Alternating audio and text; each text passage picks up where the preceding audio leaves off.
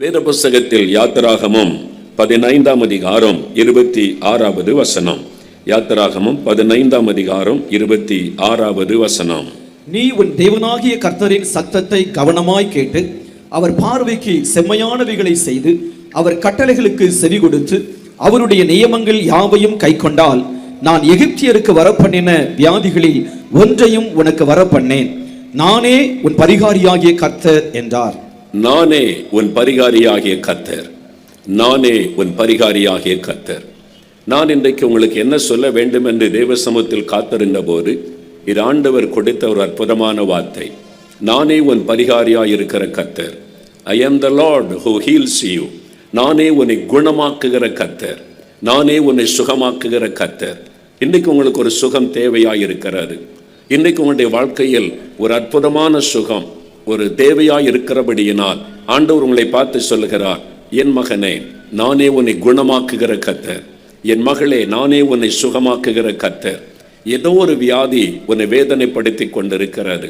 சரீரத்தை வேதனைப்படுத்துகிற வியாதிகள் உண்டு, ஆத்துமாவை பாதிக்கிற வியாதிகள் உண்டு, ஆவியிலே கலக்கத்தை கொண்டு வரக்கூடிய வியாதிகள் உண்டு.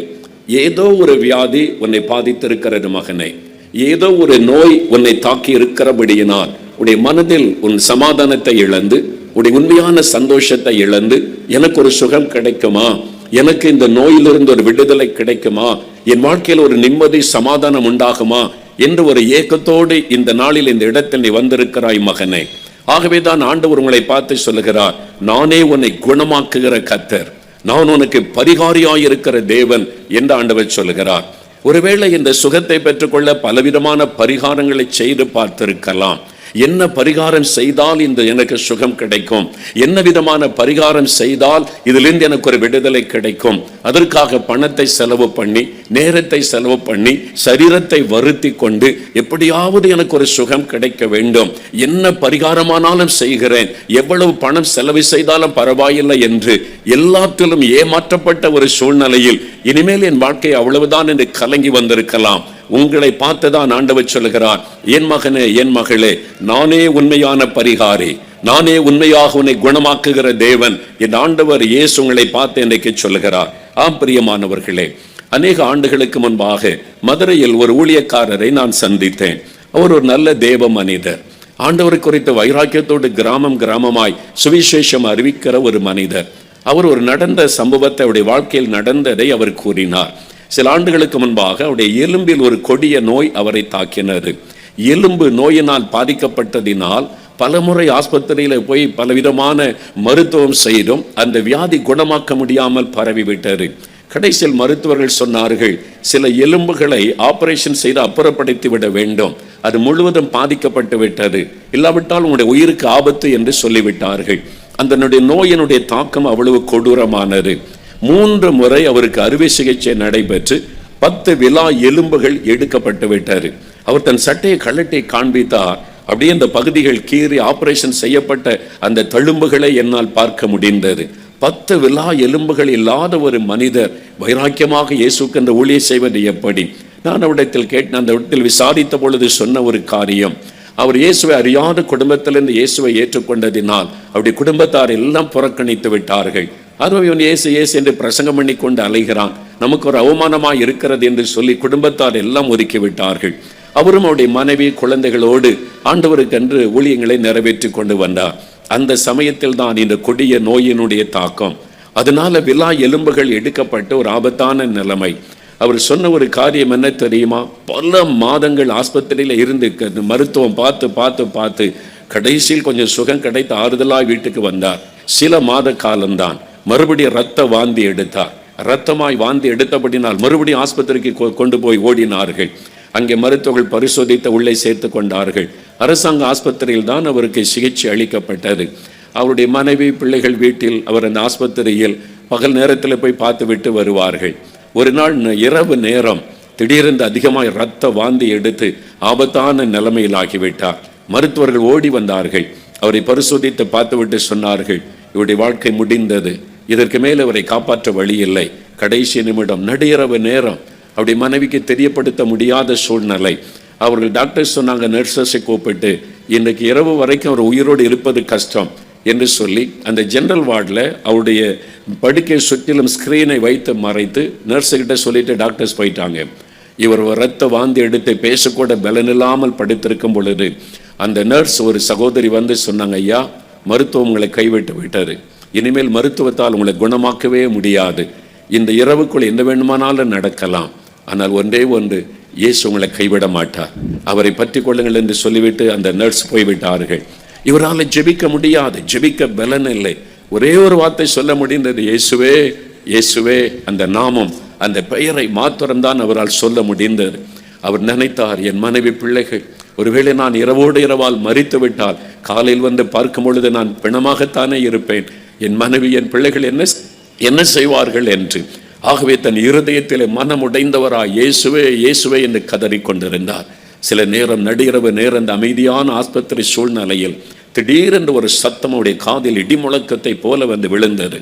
உன் தேவனாகிய கர்த்தர் நான் உன்னை குணமாக்குவேன், உன் தேவனாகிய கர்த்தர் நான் உன்னை குணமாக்குவேன். அந்த சத்தம் வந்தவுடன் கண்ணை திறந்தவர் பார்த்தார், யாரோ ஒரு வசனம் சொல்லுகிறார்கள். ஒருவேளை இந்த நர்ஸ் சகோதரி அவங்க வந்து எனக்கு வசனம் சொல்லுகிறார்கள் தேடி பார்த்தார், யாரும் இல்லை. மிகுந்த அமைதியான ஒரு சூழ்நிலை. என் மன பிரமையாக இருக்கும் என்று மறுபடியும் கண்ணை மூடி இயேசுவே இயேசுவே என்று அந்த பெயரை சொல்லி கொண்டிருந்தார். மறுபடியும் 2வது முறை இந்த சத்தம், உன் தேவனாகிய கர்த்தர் நான் உன்னை குணமாக்குவேன் என்பதான வார்த்தை.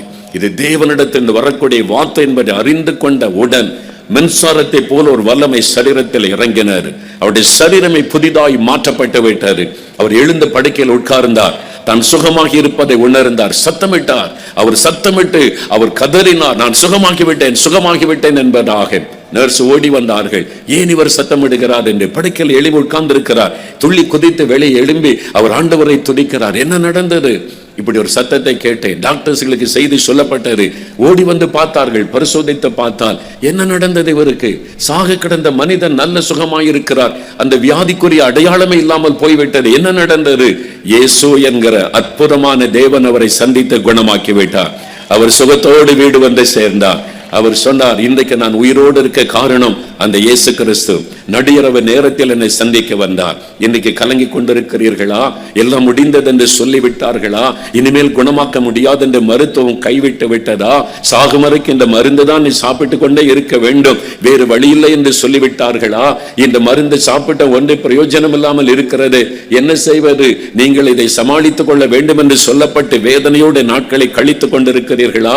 இயேசு சொல்கிறார், நானே உன் பரிகாரியாயிருக்கிற தேவன், நானே உன்னை குணமாக்குகிற தேவன், நானே உனக்கு சுகம் கொடுக்கிற தேவன் என்று இந்த இடத்தில் அவர் எழுந்தருளி இருக்கிறார்.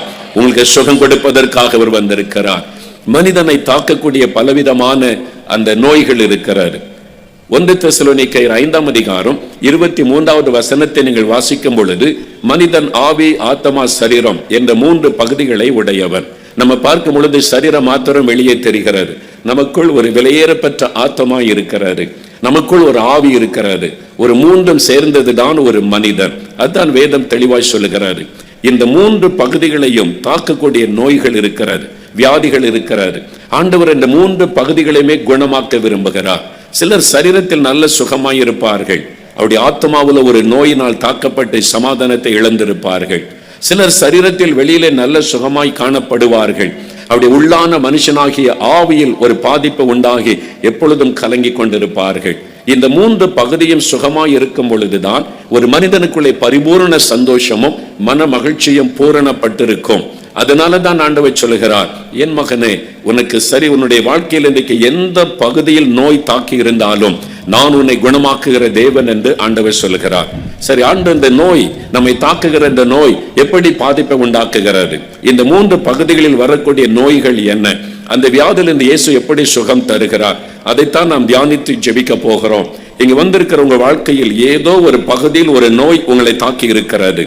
ஏதோ ஒரு பகுதியில் ஒரு வியாதியினால் தாக்கப்பட்டு பாதிக்கப்பட்டு வந்திருக்கிறீர்கள். நீங்கள் கவனமாய் வேத வசனத்திற்கு செவி கொடுத்தால் எந்த பகுதியில் உங்களுக்கு சுகம் தேவை என்பதை அறிந்து நீங்கள் ஜெபம் பண்ணும் போது இயேசு அந்த அற்புதத்தை உங்களுக்கு செய்வார். முதலாவது மனிதனை பாதிக்கக்கூடிய ஒரு காரியம் அவருடைய ஆத்மா. இந்த ஆத்மாவை தாக்கக்கூடிய நோய் பாவம் என்கிற நோய். பாவம் என்கிற அந்த நோய், அந்த வியாதி ஒரு மனிதனுடைய ஆத்மாவை தாக்குகிறது. இந்த ஆத்மா தான் தேவனோடு மனிதன் தொடர்பு கொள்ளவும், ஆண்டவரோடு ஐக்கியப்படவும், ஆண்டவருடைய தெய்வீக சமாதானத்திலே கழிகுறவும் செய்கிற ஒரு காரியம். ஆதியாகமம் 2ஆம் அதிகாரம் 7ஆம் வசனத்தை வாசிக்கும் போது, தேவன் மனிதனை உண்டாக்கி மண்ணினால் உருவாக்கி அவனுடைய நாசிலே ஜீவ சுவாசத்தை ஊதினார், அவன் ஜீவ ஆத்மாவானான் என்று எழுதப்பட்டிருக்கிறது. நம் கண்ணுங்களால் பார்க்க முடியாத அந்த ஆத்மாவை ஆனால் நம்ம உணர முடியும். ஒரு மனிதனுக்குள் இருக்கிற அந்த ஆத்மா தான் தெய்வத்தை தேடுகிறது, சமாதானத்தை தேடுகிறது, நிம்மதியை தேடுகிறது. அவனுக்குள் அந்த தெய்வத்தை அறிந்து கொள்ளும் வரைக்கும் உண்மையான சமாதானம் வருவது இல்லை. அந்த ஆத்மா தான் முதல் தேவனோடு நம்மை தொடர்பு கொள்ள வைக்கிற ஒரு காரியம். சாத்தானுக்கு தெரியும், இந்த ஆத்மாவிலே பாவம் என்கிற வியாதியை கொண்டு வந்து விட்டால் இவனுடைய சமாதானத்தை கெடுத்து விடலாம், தேவனோட ஐக்கியத்தை கொலைத்து விடலாம் என்று சாத்தானுக்கு தெரியும். ஆகவேதான் பாவம் என்கிற கொடிதான ஒரு காரியத்தை ஒரு மனிதனுக்குள் சாத்தான் கொண்டு வந்து அந்த ஆத்மாவை பாவம் என்கிற நோயினால் கரைப்படுத்தி அவருடைய நிம்மதியை கொலைத்து போடுகிறான். ஆனால் தான் வேதம் சொல்லுகிறது, பாவத்தின் சம்பளம் மரணம், பாவம் செய்கிற ஆத்மா சாகும். அந்த வியாதி, பாவம் என்கிற வியாதி வரும் பொழுது நம் ஆத்மாவை அது கொன்று விடுகிறது, ஆத்மாவை மரணத்துக்குள் ஆக்கி விடுகிறது. மரணத்தை கொண்டு வரக்கூடிய ஒரு கொடியான ஒரு வியாதி தான் இந்த பாவம் என்கிற ஒரு காரியம். அது எப்படி ஒரு மனிதனுக்குள்ள அவருடைய நிம்மதியை கொலைத்து வேதனைப்படுத்துகிறது பாருங்கள். 1970ஆம் ஆண்டுகள் அந்த நாட்கள்ல நான் சென்னையில் ஸ்கூலில் படித்துக் கொண்டிருந்தேன். அந்த சமயம் செய்தித்தாளிலே ஒரு செய்தி பிரபலமாய் வந்தது. விச ஊசி வழக்கு என்ற ஒரு வழக்கு சென்னை உயர் நீதிமன்றத்தில் நடந்தது. தினமும் அதை குறித்த விவரங்களை பத்திரிகையிலே போடுவார்கள். நான் ஸ்கூல்ல படித்துக் கொண்டிருந்தேன். நிறைய பேர் இது ஆவலோடு வாசித்தாங்க என்ன நடந்தது என்று. அந்த வழக்குக்கு பெயர் விச ஊசி வழக்கு. அதனுடைய சாராம்சம் என்னவென்றால், தமிழ்நாட்டின் பல பட்டணங்களில் இருந்து பெரிய பெரிய வியாபாரிகள் கொள்முதல் செய்வதற்கு, பிசினஸ் பண்ணுவதற்கு லட்சக்கணக்கான பணத்தோடு சென்னை பட்டணத்திற்கு வருவார்கள். ஆங்காங்கே ஹோட்டல்களில் அறையெடுத்து தங்கி அங்குள்ள பிசினஸ் காரியத்தை முடித்துவிட்டு சொந்த ஊருக்கு திரும்புவார்கள். ஒரு 4-5 நண்பர்கள் ஒன்று சேர்ந்தார்கள். இந்த பெரிய பணத்தோடு வரக்கூடிய வியாபாரிகளை கொள்ளையடிப்பது, அவருடைய பணத்தை திருடுவது, அதற்கு என்ன செய்வது, அவளை கொலை செய்துதான் திருட முடியும் என்று ஒரு பயங்கரமான திட்டமிட்டார்கள். அரசாங்க அதிகாரிகள், இன்கம் டாக்ஸ் ஆபீசர்ஸ் போல அவர்கள் தங்களை உருமாற்றிக் கொண்டு அந்த அறைக்குள்ளே நுழைவார். ஹோட்டல் அறைக்குள்ளே எல்லா விவரங்களை சேகரித்து நுழைவார்கள். பெட்டியில் அவர் பணம் வைத்திருப்பார். இந்த காலத்து மாதிரி அந்த காலம் அல்ல. இப்போ எல்லாமே பேங்க் டிரான்சாக்ஷன் வந்துவிட்டது, பணம் கொண்டு போக வேண்டிய அவசியம் இல்லை. அந்த காலம் 70கள் அப்படி கிடையாது. பெட்டியில பணத்தை வைத்து அவர் ஜாக்கிரதையாய் பிசினஸ் செய்ய வந்திருப்பார். உள்ளே நுழைவார்கள். எவ்வளோ இந்த பணம் உங்களுக்கு எப்படி வந்தது? அவர் உண்மையை தான் சொல்லுவார். நான் கோயம்புத்தூர்ல இருக்கேன், தென்னூரில் இருக்கேன், பெரிய பிசினஸ் பண்ணுகிறேன், தொழிலுக்காக மாதம் வருவது தான். அதெல்லாம் நம்ப முடியாது. இந்த பணத்துக்கான கணக்கு என்ன, அதெல்லாம் நாங்கள் வழக்கமாக செலுத்தி விட்டோம், இப்போ நம்ப முடியாது, எங்கள் ஆபீஸுக்கு உங்களை அழைத்து போகிறோம் என்று பயமுறுத்தி காரில் அழைத்து போவார்கள். காருக்குள்ளே வைத்து 3-4 பேர் சூழ்ந்து கொள்ளுவார்கள். அவர் பணப்பெட்டியோட பயத்தில் உட்கார்ந்து இருப்பார். எங்கே ஆபீஸ் கூட்டு போறாங்க என்ன இல்லை, உண்மையை சொல்லிவிட்டால் விட்டு விடுகிறோம் மிரட்டி உண்மையை வரவழைப்பதற்கு ஒரு இன்ஜெக்ஷன் போட போகிறோம், அதை போட்டு உங்களுடைய வாயில் இந்த உண்மையை நாங்கள் வரவழைத்து விடுவோம்னு சொல்லி ஒரு ஊசியை செலுத்துவார்கள். அது விஷம். அந்த காருக்குள்ளேயே அவர் துடித்து மரித்து போவார். அந்த பணத்தை எடுத்துக் கொள்ளுவார்கள். ஆந்திரா பார்டர், கர்நாடகா பார்டர், சென்னையை தாண்டி காட்டுக்குள்ளே கொண்டு போய் பிணத்தை, அவருடைய சரீரத்தை எரித்து விட்டு தப்பித்துக் கொள்ளுவார்கள். எல்லா இடத்திலும் பிணங்கள் எரிந்து கிடக்கும். திடீரென்று கேரளா கர்நாடகா போகிற வழியில, ஆந்திரா போகிற வழியில இந்த பிணம் என்று இப்படி பலர் கொலை செய்யப்பட்டாங்க, கொள்ளையடிக்கப்பட்டார்கள். போலீசாருக்கு ஒரு குழுவும் கிடைக்கவில்லை. எல்லாவற்றையும் அவங்க நெருப்பினால எரித்து விட்டதுனால கண்டுபிடிக்க முடியவில்லை. சில மாதங்கள் அந்த கொள்ளை தொடர்ந்தது. அதன் பிறகு அந்த கொள்ளை நிறுத்தப்பட்டு விட்டது. அதோடு அவ்வளவுதான், ஒன்று கண்டுபிடிக்க முடியாத சூழ்நிலை.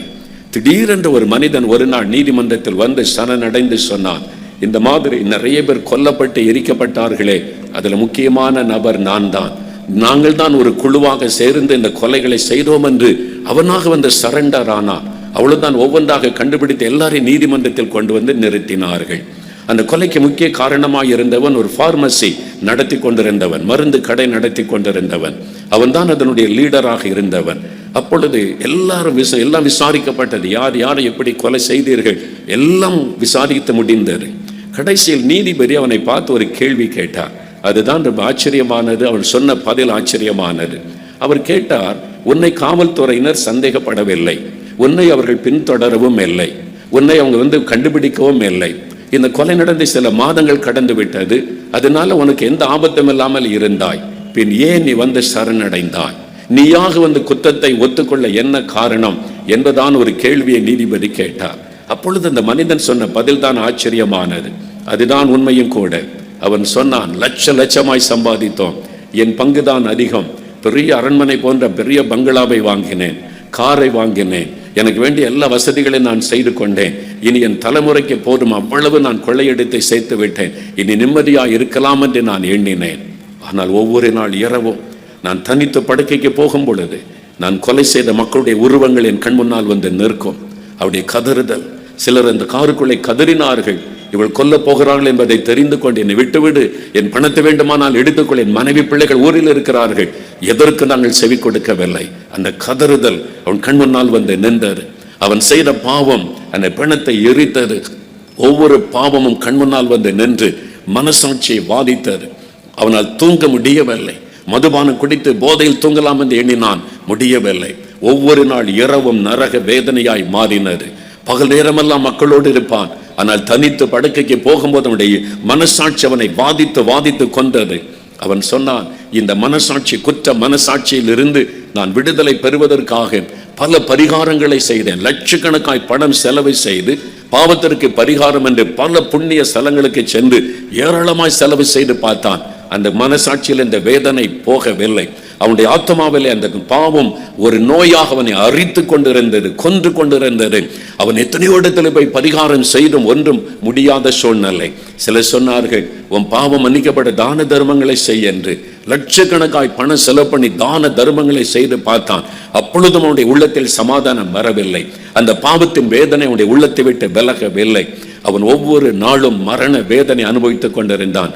அவன் சொன்னான் நீதிமன்றத்தில், எத்தனையோ பரிகாரங்களை செய்தேன், தான தர்மங்களை செய்தேன், ஒன்றிலும் எனக்கு நிம்மதி கிடைக்கவில்லை, சமாதானம் கிடைக்கவில்லை.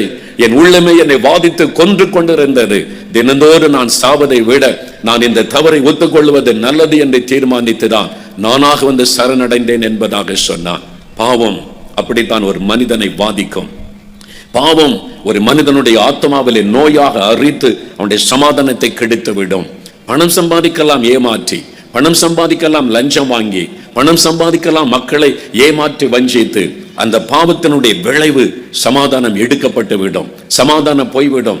ஆகவேதான் ஏசாயா 48 அதிகாரம் 22வது வசனம், ஏசாயா 57 அதிகாரம் 21 வசனங்கள் சொல்லுகிறது, துன்மார்க்கனுக்கு சமாதானம் இல்லை, பாவம் செய்கிற மனிதனுக்கு சமாதானம் இல்லை, அதனுடைய சமாதானத்தை பாதித்து விடும்.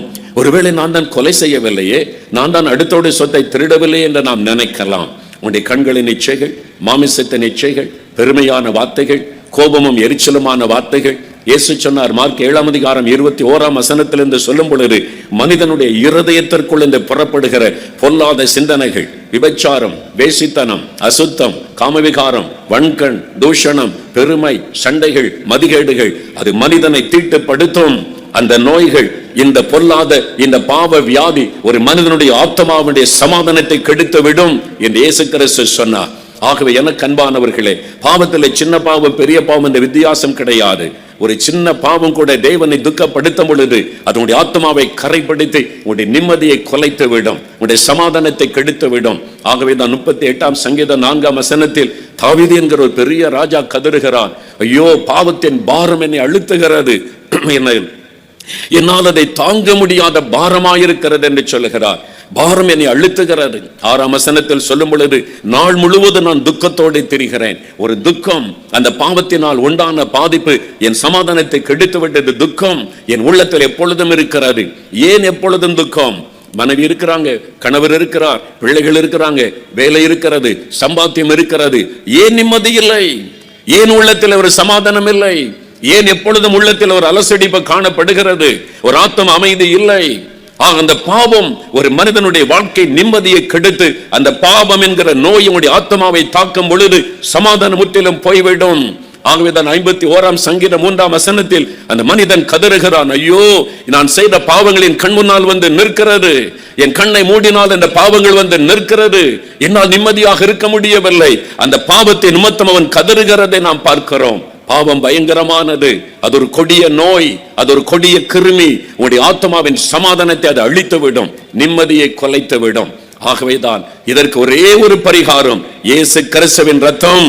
இயேசு கிறிஸ்துவின் ரத்தம் மாத்திரமே சகல பாவங்களை நீக்கி நம் ஆத்மாவை சுத்திகரிக்கும். வேறொரு பரிகாரம் இல்லை. ஒரு மனிதனுடைய பாவம் மன்னிக்கப்பட, ஒரு மனிதனுடைய ஆத்மாவில் இருக்கிற பாவ நோய்கள் நீங்க, ஒரு மனிதனுடைய ஆத்மாவிலே பாவத்தில் இந்த விடுதலை பெற்று நிம்மதி வருவதற்கு இயேசு கிறிஸ்துவின் ரத்தமே இல்லாமல் வேறொரு பரிகாரம் இல்லை. எத்தனை லட்சங்களை செலவு பண்ணினாலும், கொள்ளையடிப்பதில் எத்தனை கோடிகளை தான தர்மம் பண்ணினாலும் உள்ளத்தில் சமாதானம் வராது. அது பாவத்திற்கு பரிகாரம் அல்ல. ஒரு மனிதன் தன் பாவத்தை உணர்ந்து இயேசு கிறிஸ்துவின் சிலுவை அண்டை வந்து நின்று, ஆண்டவரே எனக்காக நீ சிலுவையில் ரத்தம் சிந்தினீரே, எனக்காக பாவமானீரே, அந்த ரத்தத்தினாலே ஆத்மாவை கழுவும் என்று வரும் பொழுது மாத்திரமே தன் பாவத்தை மறைக்கிறவன் வாழ்வடைய மாட்டான், அறிக்கை செய்து விட்டு விடுகிறவன் இரக்கம் பெறுவான் என்று வேதம் சொல்லுகிறபடி இயேசுவினிடத்தில் வந்து அந்த பாவத்தை அறிக்கை செய்யும் பொழுது இலவசமாக அவனுக்கு பாவ மன்னிப்பு, பாவத்திலிருந்து விடுதலை. அநேக வருஷங்களுக்கு முன்பாய் கோயம்புத்தூர் சிறைச்சாலையிலிருந்து, பாளையங்கோட்டை சிறைச்சாலை மாதிரி கோயம்புத்தூர் சிறைச்சாலை ரொம்ப பெருசு, அங்கிருந்து எனக்கு ஒரு கடிதம் வந்திருந்தார். அங்கே கைதியாக இருக்கிற, விசாரணை கைதியாக இருக்கிற ஒரு வாலிப தம்பி இயேசுவோடு இருக்கிறார் பத்திரிகையை யாரோ இந்த ஜெயிலுக்குள்ளே கொண்டு போய் கொடுத்திருக்கிறாங்க. அதை வாசித்து விட்டு எனக்கு ஒரு பெரிய கடிதம் அந்த தம்பி கார்டில் எழுதியிருந்தான். காவல்துறை அதிகாரிகள் அதை செக் பண்ணி சீல் குத்தி கடிதங்களை அனுப்புவாங்க. நம்ம பதில் அனுப்பினாலும் அவங்க வாசித்து பார்த்து சீல் குத்தி அந்த கைதினிடத்திலே கொடுப்பார்கள். இதுதான் நடைமுறை. அதன்படி அந்த கடிதம் எனக்கு வந்திருந்தார். அதில் குறிப்பிட்ட இந்த ஒரு வார்த்தை, நான் இயேசுவை அறியாதவன், இந்த ஜெயிலுக்கு வரும்போது இயேசுவை எனக்கு தெரியாது, ஆனால் இப்போ நான் ரட்சிக்கப்பட்ட கிறிஸ்தவன் ஆயிட்டேன். அந்த ஒரு வார்த்தை என்னை தொட்டார். பின் ஏன் அவர் ஜெயிலில் இருக்க வேண்டும், அவனை போய் பார்க்க வேண்டும் என்று ஒரு ஆவல் உள்ளத்தில் வந்தார். நானும் என்னுடைய மனைவியும் 2 பேரும் போனோம். கோயம்புத்தூருக்கு போய் முறையாக நாங்கள் விண்ணப்பம் பண்ணி அந்த வாலிபன் அந்த தம்பியை பார்க்க வேண்டும் என்று கேட்டு அவனை போய் சந்தித்தோம். அழகான ஒரு சௌந்தரியமான ஒரு வாலிபன், ஒரு 20 வயசு இருக்கு. அவனை பார்த்தாலே ஒரு அழகான சௌந்தரியமான ஒரு வாலிபன் எப்படி ஜெயிலுக்கு வந்தான் என்று அந்த வாலிபனோடு பேசும்போது சொன்னான், ஐயா நான் வாலிப வயதில் சில நண்பர்களோடு சேர்ந்து சீக்கிரமாக பணக்காரன் ஆகணும். இதுதான் இன்றைக்கி உலகத்தில் தீமைக்கெல்லாம் காரணம். உழைக்காம கஷ்டப்படாமல் சீக்கிரமாக பணக்காரன் ஆகணும். இந்த ஆசையை தூண்டி தூண்டி தான் இன்றைக்கு ஆன்லைனில் ரம்மி என்கிற பெயரிலே பாவத்தை தூண்டி அநேகர் தற்கொலை பண்ணி செத்து கொண்டு இருக்கிறாங்க. கஷ்டப்படாமல் சம்பாதிக்கணும், சும்மா உட்காந்து அதை தட்டினா எனக்கு காசு வந்துடணும். இந்த தவறான காரியங்கள் தான் மனிதர்களை பாவத்துக்குள்ளாக்கி சாபத்துக்குள்ளாக்கி வாழ்க்கையை பறித்து விடுகிறார். அதை பிரபலப்படுத்துவதற்கு பிரபலமான ஆட்கள் பாவத்தை பிரபலப்படுத்த ஒவ்வொரு நாள் செய்தியில் பாருங்க, ரம்மி விளையாடி லட்சக்கணக்காக தோத்து தற்கொலை பண்ணி செத்த பெண்கள் குடும்பங்கள் பாழாகி கொண்டு இருக்கிறார். பண ஆசையை காண்பித்து தான் சாத்தான் மனிதர்களை வீழ்த்துகிறான். பாருங்கள், இந்த வாலிபனுக்குள்ளே சில ஆசை தூண்டினாங்க. பணக்காரன் ஆகணும், அவனை பாரு காரில் போகிறான், இவனை பாரு பெரிய வீட்டில் இருக்கிறான், நம்ம என்னைக்கு பணக்காரன் ஆகிறது, அவெல்லாம் ஏமாற்றி பணக்காரன் ஆகிட்டான், நம்மளை ஏதாவது பண்ணணும். சில தவறான நண்பர்கள் ஆசை காண்பித்தார்கள். என்ன பண்ணலாம், போய் திருடலாம், பணக்கார வீட்டுக்குள்ளே நுழைஞ்சி திருடிட்டா நம்ம பணக்காரன் ஆகலாம், கொஞ்ச நாள் செய்வோம், பணம் வந்த பிறகு விட்டுடலாம். இப்படிதான் சாத்தான் தந்திரமாய் நுழைவான். இந்த வாலிபனும் ஐயா முதல் சில என் நண்பர்களோடு சேர்ந்து பணம் ஆசைப்பட்டு கூட போயிட்டேன், நம்ம கொலையாக பண்ண போகிறோம், திருட தானே போகிறோம் என்பதாக. ஆனால் நாங்கள் முதல் திருட ஒரு வீட்டுக்குள்ளே போனோம். அந்த வீட்டில் ஒரு வயசான பெரியவர் திருடி கொண்டிருந்த போது அவர் விழித்து விட்டார். எங்களுக்குள்ள ஏற்பட்ட கை கலப்பில் அவர் மரித்து விட்டார். கொலையும் நடந்து விட்டார். அது நாங்கள் எதிர்பாராத ஒன்று. பயந்து நடுங்கி ஓடி வந்தாலும் போலீசார் உடனே எங்களை பிடித்து விட்டார்கள். இப்பொழுது நீதிமன்றத்திலே வழக்கு நடந்து கொண்டு இருக்கிறது. என்னுடைய மனசாட்சி என்னை நாள்தோறும் பாதிக்க ஆரம்பித்தது. ஐயோ, நான் ஒரு திருடன், நான் ஒரு கொலைகாரனும் ஆகிவிட்டேனே, கொலை செய்யணும்னு நோக்கம் இல்லை, திருட போன இடத்தில் ஒரு மரணம் சம்பவித்தது. இனிமேல் என் பெற்றோர் என்ன சொல்லுவாங்க, ஒரு திருடனுடைய பெற்றோர் கொலைகாரனுடைய பெற்றோர் என்று தானே சொல்லுவாங்க. ஒருவேளை நான் தண்டனை பெற்று விடுதலையாக ஊருக்கு போனால் எல்லாரும் என்ன சொல்லுவார்கள். அதனால் என் மனசாட்சி என்னை வாதித்தது. ஐயோ, நான் பாவம் செய்துட்டேனே, ஐயோ இந்த பண ஆசைக்கு இடம் கொடுத்துட்டேனே, தவறான நண்பர்களோடு போய்த்தேனே. மனசாட்சி வாதித்து ராத்திரமெல்லாம் தூக்கம் இல்லை. கலங்கினான், தனக்கு தெரிந்த தெய்வத்தை எல்லாம் கூப்பிட்டான். யாராவது உதவி செய்வாங்களா, யாராவது இந்த வேதனையில் எனக்கு விடுதலை தருவார்களா என்று நிம்மதி இல்லாமல் சாப்பிடக்கூட மன இல்லாமல் அழுது கொண்டே இருப்பானாம். ஒரு நாள் ஞாயிற்றுக்கிழமை அந்த சிறைச்சாலையிலே ஒரு கூட்டம் நடைபெற்றது. அங்கே இருக்கிறவர்கள் விரும்பினவங்க அந்த ஆராதனையில் பங்கு பெறலாம். சில கிறிஸ்தவர் அல்லாதோரும் பங்கு பெற்றார்கள். ஒரு ஊழியக்காரர் பிரசங்கம் பண்ணினார். இந்த கைதிகளுக்கு பிரசங்கம் பண்ணினார். விரும்பினவங்க போவாங்க. இவன் தூரத்தில் உட்கார்ந்து என்ன இவர் பேசுகிறாரு, கிறிஸ்தவ மதத்தை பற்றி ஏதோ சொல்ல வந்திருக்கிறார் என்று கவனித்து கொண்டிருந்தான். அந்த பிரசங்கியார் பேசும்போது இயேசு கிறிஸ்துவுடைய ரத்தம் சிலுவையில் நம்முடைய பாவங்களுக்காக மரித்து அவர்தான் உண்மையான பரிகாரி, பாவத்திற்கு பரிகாரம் அவர்தான், அவர் பாவத்தை மன்னித்து சமாதானம் தருவார் என்று செய்து சொன்னபோது அவனுடைய உள்ளம் கவனிக்க ஆரம்பித்த, ஐயோ இதுக்குத்தானே நான் இயங்குகிறேன், என் பாவம் மன்னிக்கப்படுமா, இந்த பாவத்திலிருந்து எனக்கு குற்ற மனசாட்சி இந்த விடுதலை கிடைக்குமா என்று ஏங்கிக் கொண்டிருக்கிறேன் என்று அந்த ஊழியரிடத்தில் ஓடினான். கூட்டம் முடிந்த பிறகு போய் சொன்னான், ஐயா நான் இப்படி ஒரு பாவம் செய்துவிட்டேன், என் மனசாட்சி என்னை கொல்லுகிறது, என்னால் தூங்க முடியவில்லை, உங்கள் இயேசுவால் மன்னிக்க முடியுமா? கட்டாயம் மன்னிப்பார். இயேசு கிறிஸ்துவின் ரத்தம் சகல பாவங்களை நீக்க நம்மை சுத்திகரிக்கும். உனக்காக சிலுவையிலே உன் பாவத்தை அவர் ஏற்றுக்கொண்டார். உனக்காக அவர் பாவியாகவே சிலுவையிலே தன்னை அர்ப்பணித்துக் கொண்டு தொங்கினார். அவரிடத்தில் கேள் மன்னிப்பார் என்று சொன்னபோது படியிட்டவன் அழுதான். முதலா என் பாவத்தை மன்னிக்கிற ஒரு கடவுள், எனக்காக சிலுவையிலே பாவத்தை சுமந்து முடித்த ஒரு கடவுள், என்னை மன்னிங்க என்று கதறினார். இயேசு அவனுடைய உள்ளத்தில் வந்தார். பாவத்தின் பாரம் விலகினது. அவன் சொன்னான், அன்றைக்கு தான் என் உள்ளத்தில் இருந்த அந்த பாரம் விலகி எனக்குள்ள ஒரு சமாதான நிம்மதி வந்தது. அப்போதான் நான் அறிந்து கொண்டேன், பாவத்திற்கு பரிகாரி இயேசுதான் என்பதை அறிந்து கொண்டு இப்போ அவருடைய பிள்ளையா இருக்கிறேன். நாங்கள் ஜெயிலுக்குள்ள இந்தியாவுக்காக உபவாசம் பண்ணி ஜெபிக்கிறோன்னு சொன்னான். எப்படி ஆண்டவர் மாற்றி இருக்கிறார் பாருங்க. நான் அவனிடத்தில் கேட்டேன், சரி இப்போ உனக்கு வழக்கு நடந்து கொண்டு இருக்கிறவனுக்கு என்ன தண்டனை கொடுப்பார்கள் என்பதாய் நான் கேட்டேன். இனி என்ன தண்டனை கொடுத்தால் என்ன ஐயா? எது கொடுத்தாலும் எனக்கு சந்தோஷம். என் பாவத்தை இயேசு மன்னிச்சிட்டார், என் உள்ளத்தில் சமாதானம் வந்து விட்டது. நான் செய்த தப்புக்கு எனக்கு தூக்கு தண்டனையை கொடுத்தாலும் சந்தோஷமாக ஏற்றுக்கொள்ளுவேன். இப்போ நீதிமன்றம் என்ன தண்டனை கொடுத்தாலும் எனக்கு அதை பற்றி பயமும் இல்லை, கலக்கமும் இல்லை, நான் சந்தோஷமா இருக்கிறேன் என்று பதாய் சொன்னான். அதுதான் இயேசு கிறிஸ்துவின் ரத்தம். அதுதான் இயேசு கிறிஸ்து கொடுக்கிற பாவத்திலிருந்து, பாவ நோயிலிருந்து கொடுக்கிற விடுதலை. எனக்கு அன்பானவர்களே, ஏதோ ஒரு பாவம் உங்களுடைய ஆத்மாவை அரித்து கொண்டிருக்கிறது. அது ரகசிய பாவமாக இருக்கலாம், யாருக்கும் தெரியாமல் உங்களுடைய வாழ்க்கையில நுழைந்து விட்ட அது இச்சையின் காரியமாக இருக்கலாம், வேறு யாருமே விளங்கிக் கொள்ள முடியாத உங்களுடைய ஆத்மாவை அழித்து கொண்டிருக்கிற ஏதோ ஒரு பாவமா இருக்கலாம். எதுவாயிருந்தாலும் மன்னிக்க இயேசு ஆயத்தம். அவருடைய ரத்தம் உடைய இருதயத்தை கழுவும் பொழுது அந்த பாவத்தை கொண்டு வந்த கிருமிகள் அழிக்கப்படும், சாத்தானுடைய வல்லமை அழிக்கப்படும், மெய்யான ஒரு சந்தோஷ நிம்மதி உள்ளத்தில் உண்டாகும். இதை இன்றைக்கு பெற்றுக்கொள்ள வேண்டும். உடைய ஆத்மாவில் நிம்மதி இல்லாமல் தவிக்கிறீர்களே, என் பாவம் மன்னிக்கப்படுமா, இந்த பாவத்தின் விடுதலை கிடைக்குமா? கட்டாயம் மன்னிக்கப்படும். இயேசு கிறிஸ்துவுடைய ரத்தம் உங்களை கழுவி சுத்திகரிக்கும். அவருடைய ரத்தத்தில் இந்த வல்லமை உண்டு. முதலாவது உங்களுடைய ஆத்மாவை தாக்கக்கூடிய இந்த நோயிலிருந்து உங்களுக்கு விடுதலை கொடுக்கிற பரிகாரி இயேசு. இரண்டாவது, நம்முடைய சரீரத்தை தாக்கக்கூடிய நோய்கள், நம்முடைய சரீரத்திலே பாதிப்பை உண்டாக்கக்கூடிய நோய்கள். இயேசு இந்த உலகத்தில் உலாவின நாட்களில் பாருங்கள், மத்தேயு 4ஆம் அதிகாரம் 23வது வசனத்தை நீங்கள் வாசிக்கும் பொழுது, இயேசு கிராமங்கள் தோறும் பட்டணந்தோறும் சுற்றி நடந்து வெறும் பிரசங்க மாத்திரம் செய்யவில்லை. மக்களுக்கு அவர் பிரசங்கம் பண்ணினது உண்மை, அது மாத்திரம் செய்யவில்லை. ஜனங்களுக்கு உண்டாயிருந்த சகலவிதமான நோய்களையும் சகலவிதமான வியாதிகளையும் குணமாக்கினார்.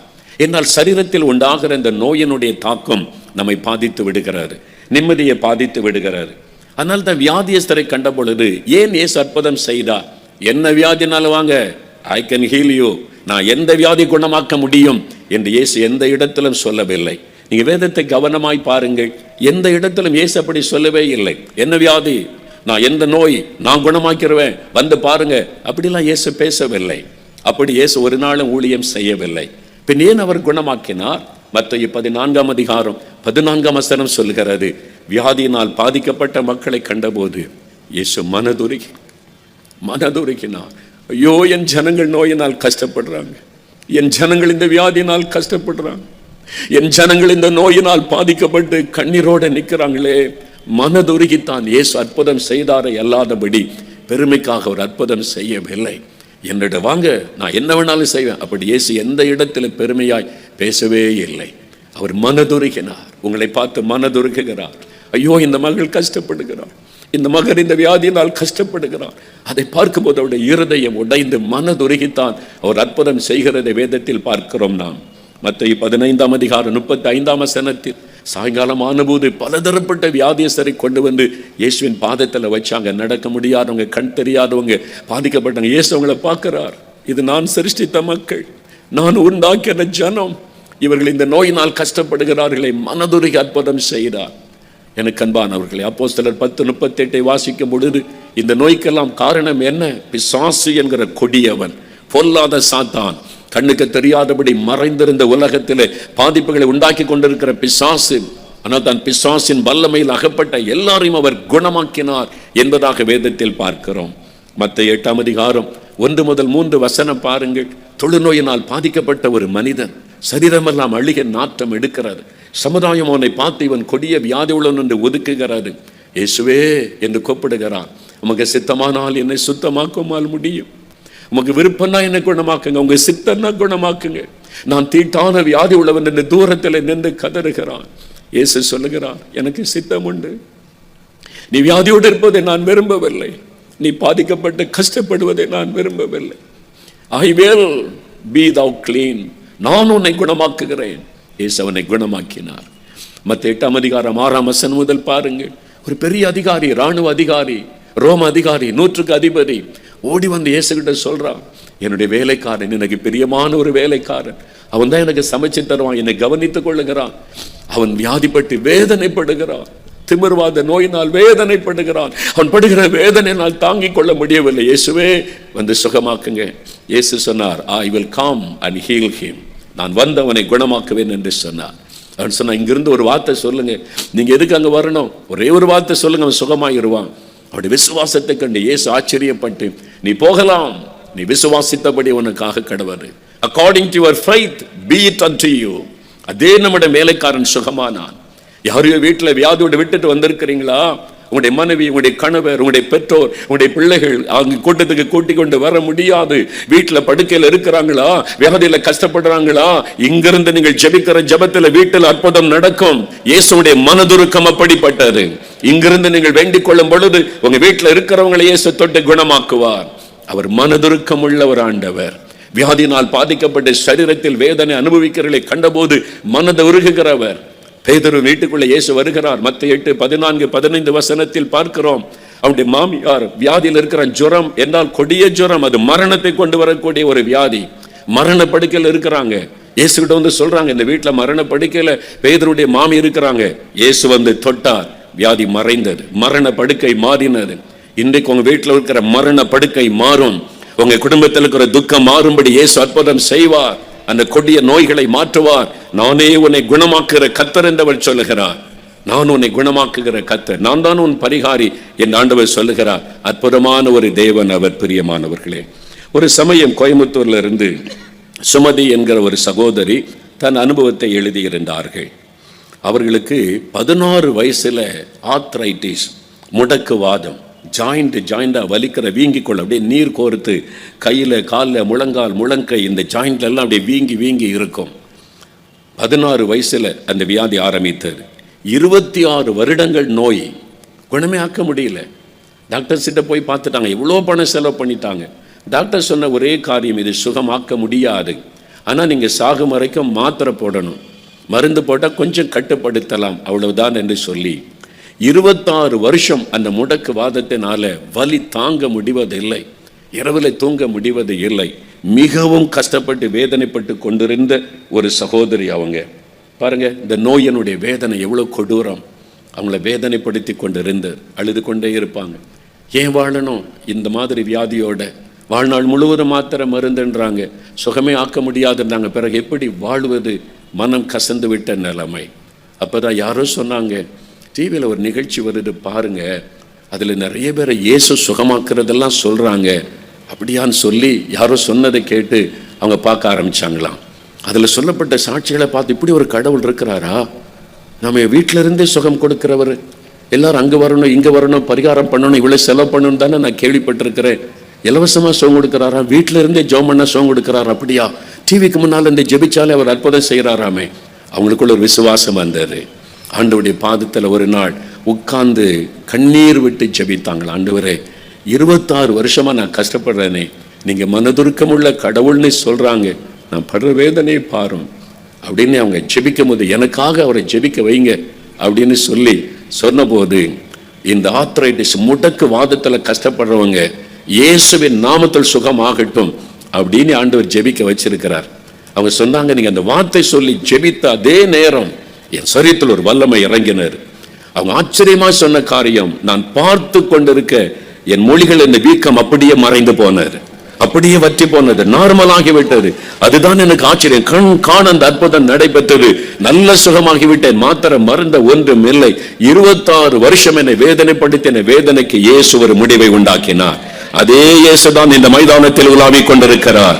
அதே இயேசுதான் உங்களை பார்த்து சொல்லுகிறார், நானே உங்களை குணமாக்குகிற கர்த்தர், நானே உன் பரிகாரியாயிருக்கிற தேவன் என்று அந்த ஆண்டவர் உங்களை பார்த்து சொல்லுகிறார். இன்றைக்கு உங்களுக்கு அற்புதம் செய்வார் பிரியமானவர்களே. இன்றைக்கு உங்களை குணமாக்குவார். எத்தனை ஆண்டு வியாதியாக இருக்கட்டும், எத்தனை வருடம் உங்களை தொடர்ந்து வரக்கூடிய கொடிய நோயாக இருக்கட்டும், அவரால் சுகமாக்க முடியாத வியாதி ஒன்றுமில்லை. அல்லேலூயா. விசுவாசிங்க. இன்றைக்கு விசுவாசிங்களுடைய அன்பை, அவருடைய மனதுருக்கத்தை விசுவாசியுங்க.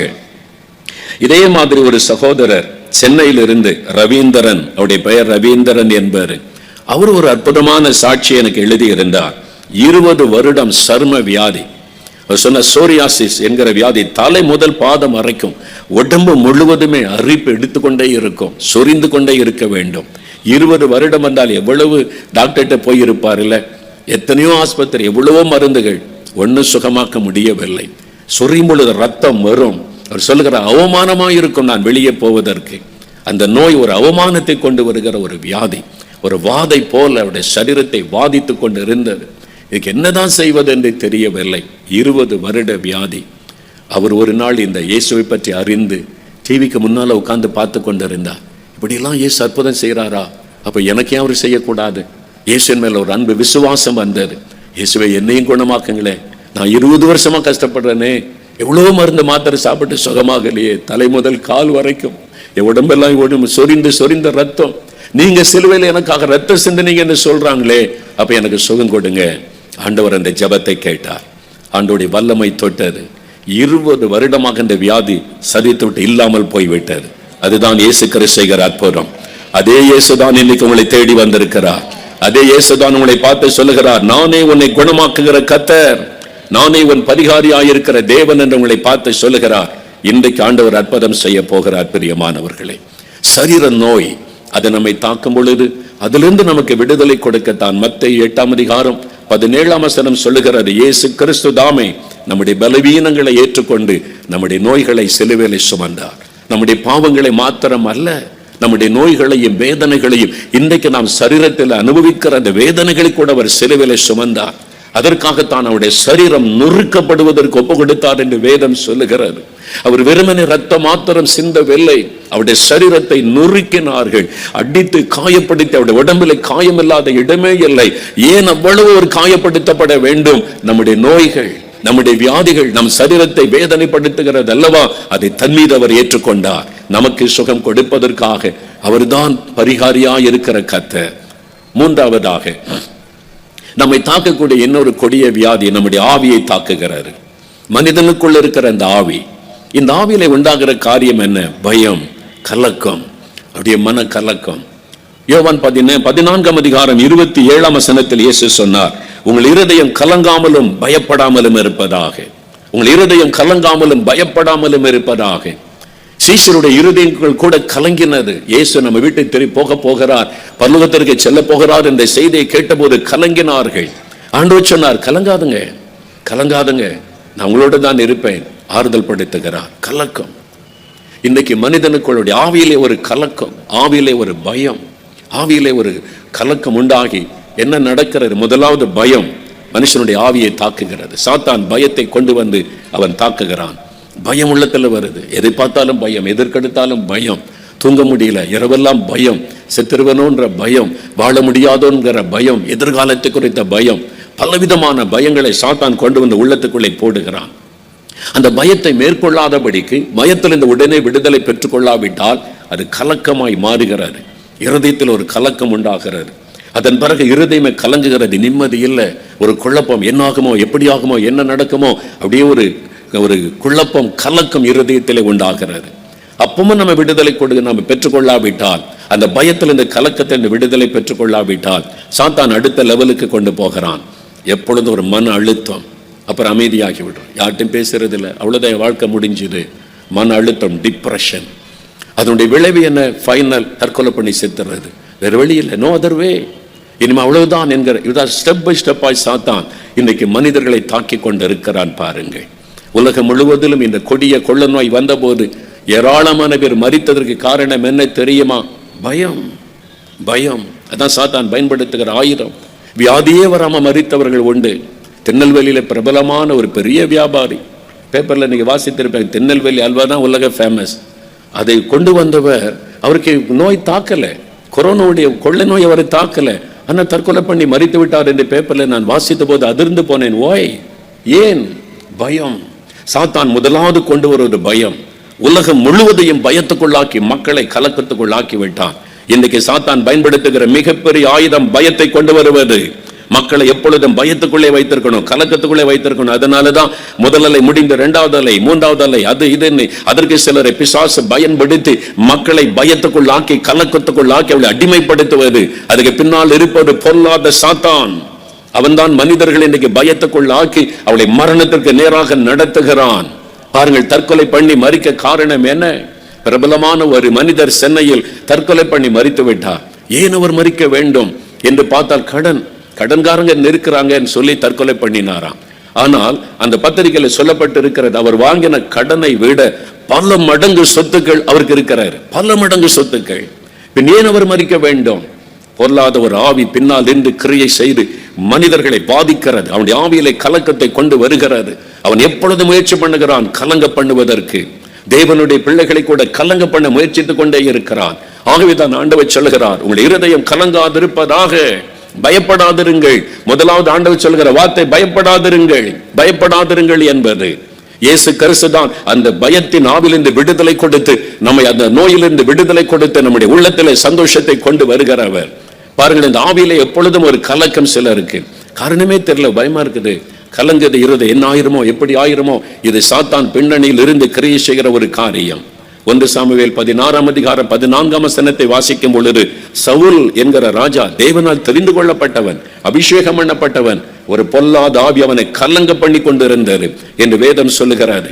அவனை கலங்க பண்ணி கொண்டிருந்தது அந்த ஆவி, அப்படியே கலங்கி போயிருந்தான் என்பதாக சொல்லப்படுகிறது. இன்னைக்கு ஏதோ ஒரு கலக்கம் உடைய உள்ளத்தில் இருக்கிறது. இரவு நேரம் வந்துவிட்டால் ஒரு கலக்கம் வருகிறது, ஒரு பயம் உள்ளத்தில் வருகிறது, என்ன செய்வதென்று அப்படி ஒரு வேதனை உள்ளத்தில் வருகிறது. அப்படி நீங்க கலங்கி கொண்டிருக்கிறீர்களா? ஆண்டவர் இன்றைக்கு உங்களுக்கு ஒரு விடுதலை கொடுக்க, சுகம் கொடுக்க ஆண்டவர் விரும்புகிறார். திருப்பூர்ல இருந்து ஒரு சகோதரி எழுதின சாட்சி எனக்கு ரொம்ப ஆச்சரியமாய் இருந்தது. அந்த மகளுடைய பெயரு சுமதி தான். கோயம்புத்தூர்ல இருந்து எழுதின அந்த மகளுடைய பெயரு சுமதி தான். இந்த சாட்சியை கையில் இருக்கிறது. அவங்க எழுதின அந்த காரியம் ரொம்ப ஆச்சரியமான ஒரு காரியம். அந்த மகள் சொல்றாங்க, திடீரென்று ஒரு பொல்லாத ஆவி அவளை தாக்கினதான். தினமும் மாலை 5 மணி வரும்போது ஒரு பயம் ஆரம்பிக்கும். பகலெல்லாம் நல்லா இருப்பாங்க, தன்னுடைய கடமைகளை நிறைவேற்றுவாங்க. 5 மணி ஆகும்போது அவங்களுக்குள்ள ஒரு பயம் உண்டாகும். ஒரு ஆவி வந்து பேசும். என்ன பேசும்? செத்து போயிரு, தற்கொலை பண்ணி மரித்து விடு, ஒன்னாலெல்லாம் இந்த உலகத்துல வாழ முடியாது, இதெல்லாம் சரியாகாது, அவ்வளவுதான், நீ வாழ்க்கையை முடித்துக்கொள். இரவு முழுவதும் பேசும். அந்த குரல் கேட்டுக்கொண்டே இருக்கும், சத்தம் கேட்டுக்கொண்டே இருக்கும். என்ன செய்வதுன்னு தெரியல. குடும்பத்தாட்ட சொன்னாங்க, பெற்றோர் இந்த மகளுக்காக பரிகாரம் செய்வதற்கு மந்திரவாதியிடத்தில் போனாங்க, பணத்தை செலவு பண்ணினாங்க, என்னென்ன சொன்னாங்களோ பணத்தை செலவு பண்ணி ஏதாவது பண்ணி பரிகாரம் பண்ணி என் மகளுக்கு விடுதலை வரட்டும் என்று. எல்லாம் ஓய்ந்து விட்டார், ஒன்றிலும் விடுதலை இல்லை, பணம் தான் வீணாயிற்று. மனம் உடைந்த அந்த சகோதரி சொல்ற, நான் செத்து போகணுன்னு முடிவு எடுத்துட்டேன், தற்கொலை பண்ணி செத்துடலாம். இப்படி ஒவ்வொரு நாள் இரவும் தூங்க முடியாம தனியா உட்காந்து பேசுவாங்களாம். கடைசியில் சொன்ன, பைத்தியமாகி விட்டாள், மென்டல் ஆகி விட்டாள்னு சொல்லிட்டாங்க. அதனால வெளியே போக முடியாது. எவ்வளவு பெரிய வேதனை பாருங்கள், ஒரு மன வேதனை. கலங்கி கொண்டிருந்த போது இப்படி இந்த மகள் கஷ்டப்படுகிறாள் என்று பக்கத்து வீட்டில் உள்ளவங்க சொல்லி இருக்கிறாங்க. டிவியில் ஒரு நிகழ்ச்சி வருது, நீங்க பாருங்களேன், உங்களுக்கு நல்ல பிரயோஜனமா இருக்கும்னு சொல்லி. இவங்களுக்கும் இயேசுக்கு சம்பந்தம் இல்லை, என்னென்னவோ பணம் செலவு பண்ணி பரிகாரம் தேடி ஒன்றும் நடக்கலை. இந்த இயேசுவா நமக்கு ஏதாவது செய்வாரு, நம்ம அவரை இதுவரைக்கும் நம்பவும் இல்லை, அவரை பற்றி தெரியாது. சரி சொல்றாங்களேன்னு டிவியில் உட்காந்து பார்த்தா இயேசு செய்த அற்புதங்களை கேட்க கேட்க இப்படி ஒரு கடவுளா? நம்ம இயேசுன்னா கிறிஸ்தவ மதத்துக்கு தலைவர் அப்படிதான் நினைச்சோம். இவர் எல்லாருக்கும் ஆண்டவரா, எல்லாரையும் நேசிக்கிறாரா, எல்லாருக்கும் விடுதலை கொடுக்கிறாரா? பாருங்க, அந்த டிவிக்கு முன்னால குடும்பமா முழங்கால் போட்டு, இயேசுவே என்னை காப்பாத்துங்க, நாங்கள் ஏமாந்து போய் நிற்கிறோம், ஒரு இடத்துல எங்களுக்கு விடுதலை இல்லை, எங்களை காப்பாத்துங்கன்னு அவங்க இயேசுடைய பெயரை சொன்ன உடனே ஆண்டவர் அந்த வீட்டுக்குள்ள இறங்கினார். ஆண்டவருடைய வல்லமை இறங்கினார். அந்த மகளுக்குள்ள அந்த அசுத்த ஆவி அலறி கொண்டு வெளியேறி போனார். அந்த வீட்டில் ஒரு கிறிஸ்தவளும் கிடையாது.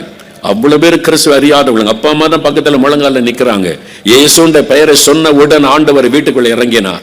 அங்க யாரும் அவங்களுக்காக ஜெபிக்கவில்லை. ஒரு கிறிஸ்தவளும் அந்த இடத்தில் இல்லை. அசுத்தாவி அலறிக்கொண்டு வெளியேறினர். கண் முன்னால இதை பாக்குறாங்க பெற்றோர். எவ்வளவோ பணம் செலவு பண்ணி பரிகாரம் பண்ணி என் மகளுக்கு சுகம் இல்லை, இயேசுன்ற பேரை சொன்னா பிசாசு ஓடுதா? இப்படி ஒரு வல்லமுள்ள கடவுளா? இவருதான் எங்களுக்கு வேண்டும் என்று முழு குடும்பமும் அவரை ஏற்றுக்கொண்டார்கள். இன்றைக்கு எனக்கு அன்பானவர்களே, இயேசு கிறிஸ்துவுடைய வல்லமை இன்றைக்கு இந்த இடத்தில் பிரசன்னமாக இருக்கிறாரு. உங்களுக்குள்ள ஒரு மன குழப்பம், மன அழுத்தம், இரவெல்லாம் தூங்க முடியவில்லை, என்ன செய்வது, தற்கொலை பண்ணி மறித்து விடலாமா, குழப்பத்தோடு கலக்கத்தோடு வந்திருக்கிறீங்க. உங்களுடைய ஆவியில எப்பொழுதும் ஒரு கலக்கம் உங்களை தாக்கி இருக்கிறது. பொருளாத பிசாசு கொண்டு வந்திருக்கிற பயம் என்கிற வியாதி உங்களை தாக்கி இருக்கிறது. கலக்கம் என்கிற வியாதி உங்களை தாக்கி இருக்கிறது. அதுதான் உங்களுடைய தூக்கத்தை கெடுத்து, உங்களுடைய நிம்மதியை கொலைத்து, உங்களுடைய வாழ்க்கையை கலங்க பண்ணி கொண்டு இருக்கிறது. இந்த பொருளாத சாத்தானை ஜெயித்த இயேசு இந்த இடத்தில் இருக்கிறார். அவனுடைய தலையை மிதித்து நசிக்கன இயேசு நமத்திலே பிரசன்னமாக இருக்கிறார். பிசாசின் கிரியைகளை அழிக்கும்படி வெளிப்பட்ட தேவகுமாரனாகிய இயேசு சிலுவையிலே சிந்தின இரத்தத்தின் மூலம் சாத்தானுடைய வல்லமைகளை உரிந்து கொண்டார். இயேசுவின் நாமத்திற்கு முன்பாக எந்த பிசாசின் வல்லமை நிற்க முடியாது, எந்த மந்திரவாதங்களை நிற்க முடியாது. அவர் இலவசமாய் நமக்கு விடுதலை தருகிறவர். இயேசுவினிடத்தில் வரும்போது எவ்வளவு பணம் கொண்டு வருவாய் என்று அவர் கேட்பதில்லை. எனக்கு அவனுக்கு எவ்வளவு தட்சணை தருவாய், பரிகாரம் செய்வதற்கு எவ்வளவு தருவாய் என்று கேட்பதில்லை. பாவ மன்னிப்பு இலவசம், சுகம் இலவசம், பிசாசின் கட்டளைந்து விடுதலை பெறுவது இலவசம். இயேசு கிறிஸ்து இலவசமான விடுதலை தருகிறார். நீங்கள் எங்கும் பிரயாணப்பட தேவையில்லை, உங்களை வருத்திக் கொள்ள தேவையில்லை. இருக்கிற இடத்தில் என்று கூப்பிட்டாலே அந்த இடத்தில் வந்து அற்புதம் செய்கிற ஒரே ஒரு இரட்சகர் இயேசு.